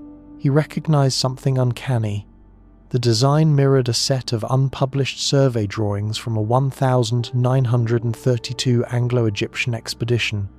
Those documents, labelled Project Khufu Basement Study, were sealed in the same archive, inaccessible to all but senior staff. When compared, the match was almost exact right down to the measurements. The 1932 blueprint depicted an unconfirmed cavity beneath the Great Pyramid, recorded during early ground resistance tests. The surveyors had noted a possible chamber beneath bedrock, shape uncertain, but the project was abandoned before excavation. None of the plans were ever published. How Layla could have drawn them decades later, without access, remains an unresolved question. Her dreams intensified through the spring. In one, she claimed to have reached the circular room and placed her hand upon the platform. It vibrated, she wrote in her diary, as though the whole earth were breathing through it. A week later, she began experiencing waking moments of déjà vu, while inside the archives, claiming that certain rooms felt tilted, as if aligned to something deep beneath the ground. Then, in August 1975, she resigned abruptly. Her letter was short. "The tunnel is complete now. I no longer need to follow it." She left Cairo and disappeared from academic record, though an interview from years later surfaced in a fringe magazine, where she spoke cryptically about a library under the desert that remembers its own architecture. When archivists later reopened her workspace, they found her original sketches pinned to the wall in a spiral formation, the same pattern seen in the topographic maps of the plateau's magnetic anomalies. Coincidence, perhaps? Or perhaps, as one of her colleagues whispered decades later, she dreamed what the stones already knew. Today, her drawings remain preserved in a sealed collection, their faint pencil lines depicting a path beneath the pyramid that, officially, still does not exist. The 2023 laser survey detected that the pyramid's center of mass has moved by 1.8 centimeters since measurements in 1982, far beyond thermal expansion range. Structural engineers can't explain the drift without assuming internal collapse or movement, neither supported by seismic data. The stone mountain seems to be quietly breathing. The finding came from a precision geodesy project conducted by the European Institute of Structural Archaeology. Using sub-millimeter LiDAR and interferometric radar, scientists hope to refine the pyramid's long-term stability model. They expected minor seasonal fluctuations due to temperature and wind micromotions common in any large stone structure, but what the data revealed was far more perplexing. Over 4 decades, the Great Pyramid's geometric core, the mathematical center of its mass, had shifted laterally by 1, 8 centimeters toward the northwest. At first, the discrepancy was blamed on calibration errors, but after months of repeated scans, satellite alignment checks, and independent verification from Japan's National Geographic Survey, the result held true. The pyramid had, in some measurable way, moved internally. That shouldn't be possible.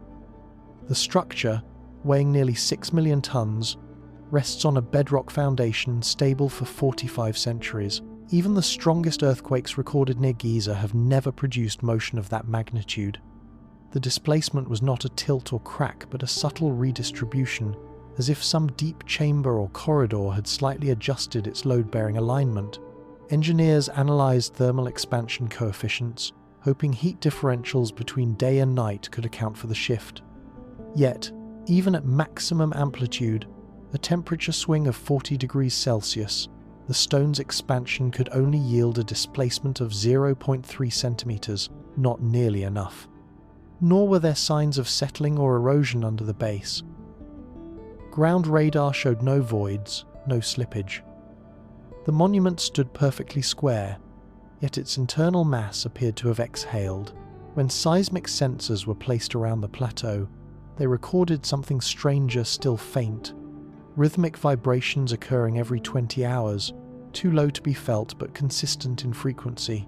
The readings came not from earthquakes, but from within the structure itself. Physicist Dr. Omar Karam, part of the research team, compared it to a colossal tuning fork slightly changing tone. The oscillations, he noted, aligned with subtle magnetic fluctuations in Earth's field, the same global resonance known as the Schumann frequency. Whether coincidence or not, the pyramid's shift appeared synchronized with planetary rhythms. When word of the anomaly reached Egypt's Ministry of Antiquities, officials urged caution. Stone settles, stone expands, one statement read. Nothing mystical, only physics. Yet the engineers knew the numbers didn't fit. The pyramid's geometry is too rigid for passive drift. Something inside had redistributed its stress silently, evenly, and without detectable damage. Some theorists proposed piezoelectric effects from the granite's quartz crystals, generating minute vibrations over time that could shift density subtly, like a living geologic mechanism. Others speculated about trapped moisture crystallizing, expanding, and contracting cyclically deep within sealed chambers. But again, neither model could account for a stable, repeating 1.8 centimeter deviation. By late 2024, new monitoring devices confirmed the motion had slowed, almost as if whatever had stirred within the pyramid had settled back into stillness. But the implications lingered. If a monument that has stood immovable for 4,500 years can move even by the width of a fingertip, then perhaps it was never entirely still to begin with. Perhaps beneath that weight of stone, the Great Pyramid remains dynamic. A breathing organism of limestone and granite, responding in its own quiet rhythm to the pulse of the earth beneath it. And so, every few decades, the mountain shifts. Not falling, not cracking, but adjusting, imperceptibly alive. During the closing phase of a 2025 acoustic experiment, researchers projected a low-frequency tone into the subterranean chamber. After 3 seconds of silence, a second tone returned, identical in pitch, but inverted in phase, as if the pyramid itself had replied. The data remain under review. The team ended their report with a single line. We called, and something called back. The test was part of an interdisciplinary project between Cairo University and the European Acoustic Research Institute. Their goal was to study how sound waves traveled through the pyramid's stone matrix to understand whether its architecture naturally amplified or filtered certain frequencies. The subterranean chamber, buried more than 30 meters below the plateau, was chosen for its isolation from surface noise. The team expected to record reflections typical of enclosed spaces, delayed echoes decaying over milliseconds. Instead, they captured something wholly different.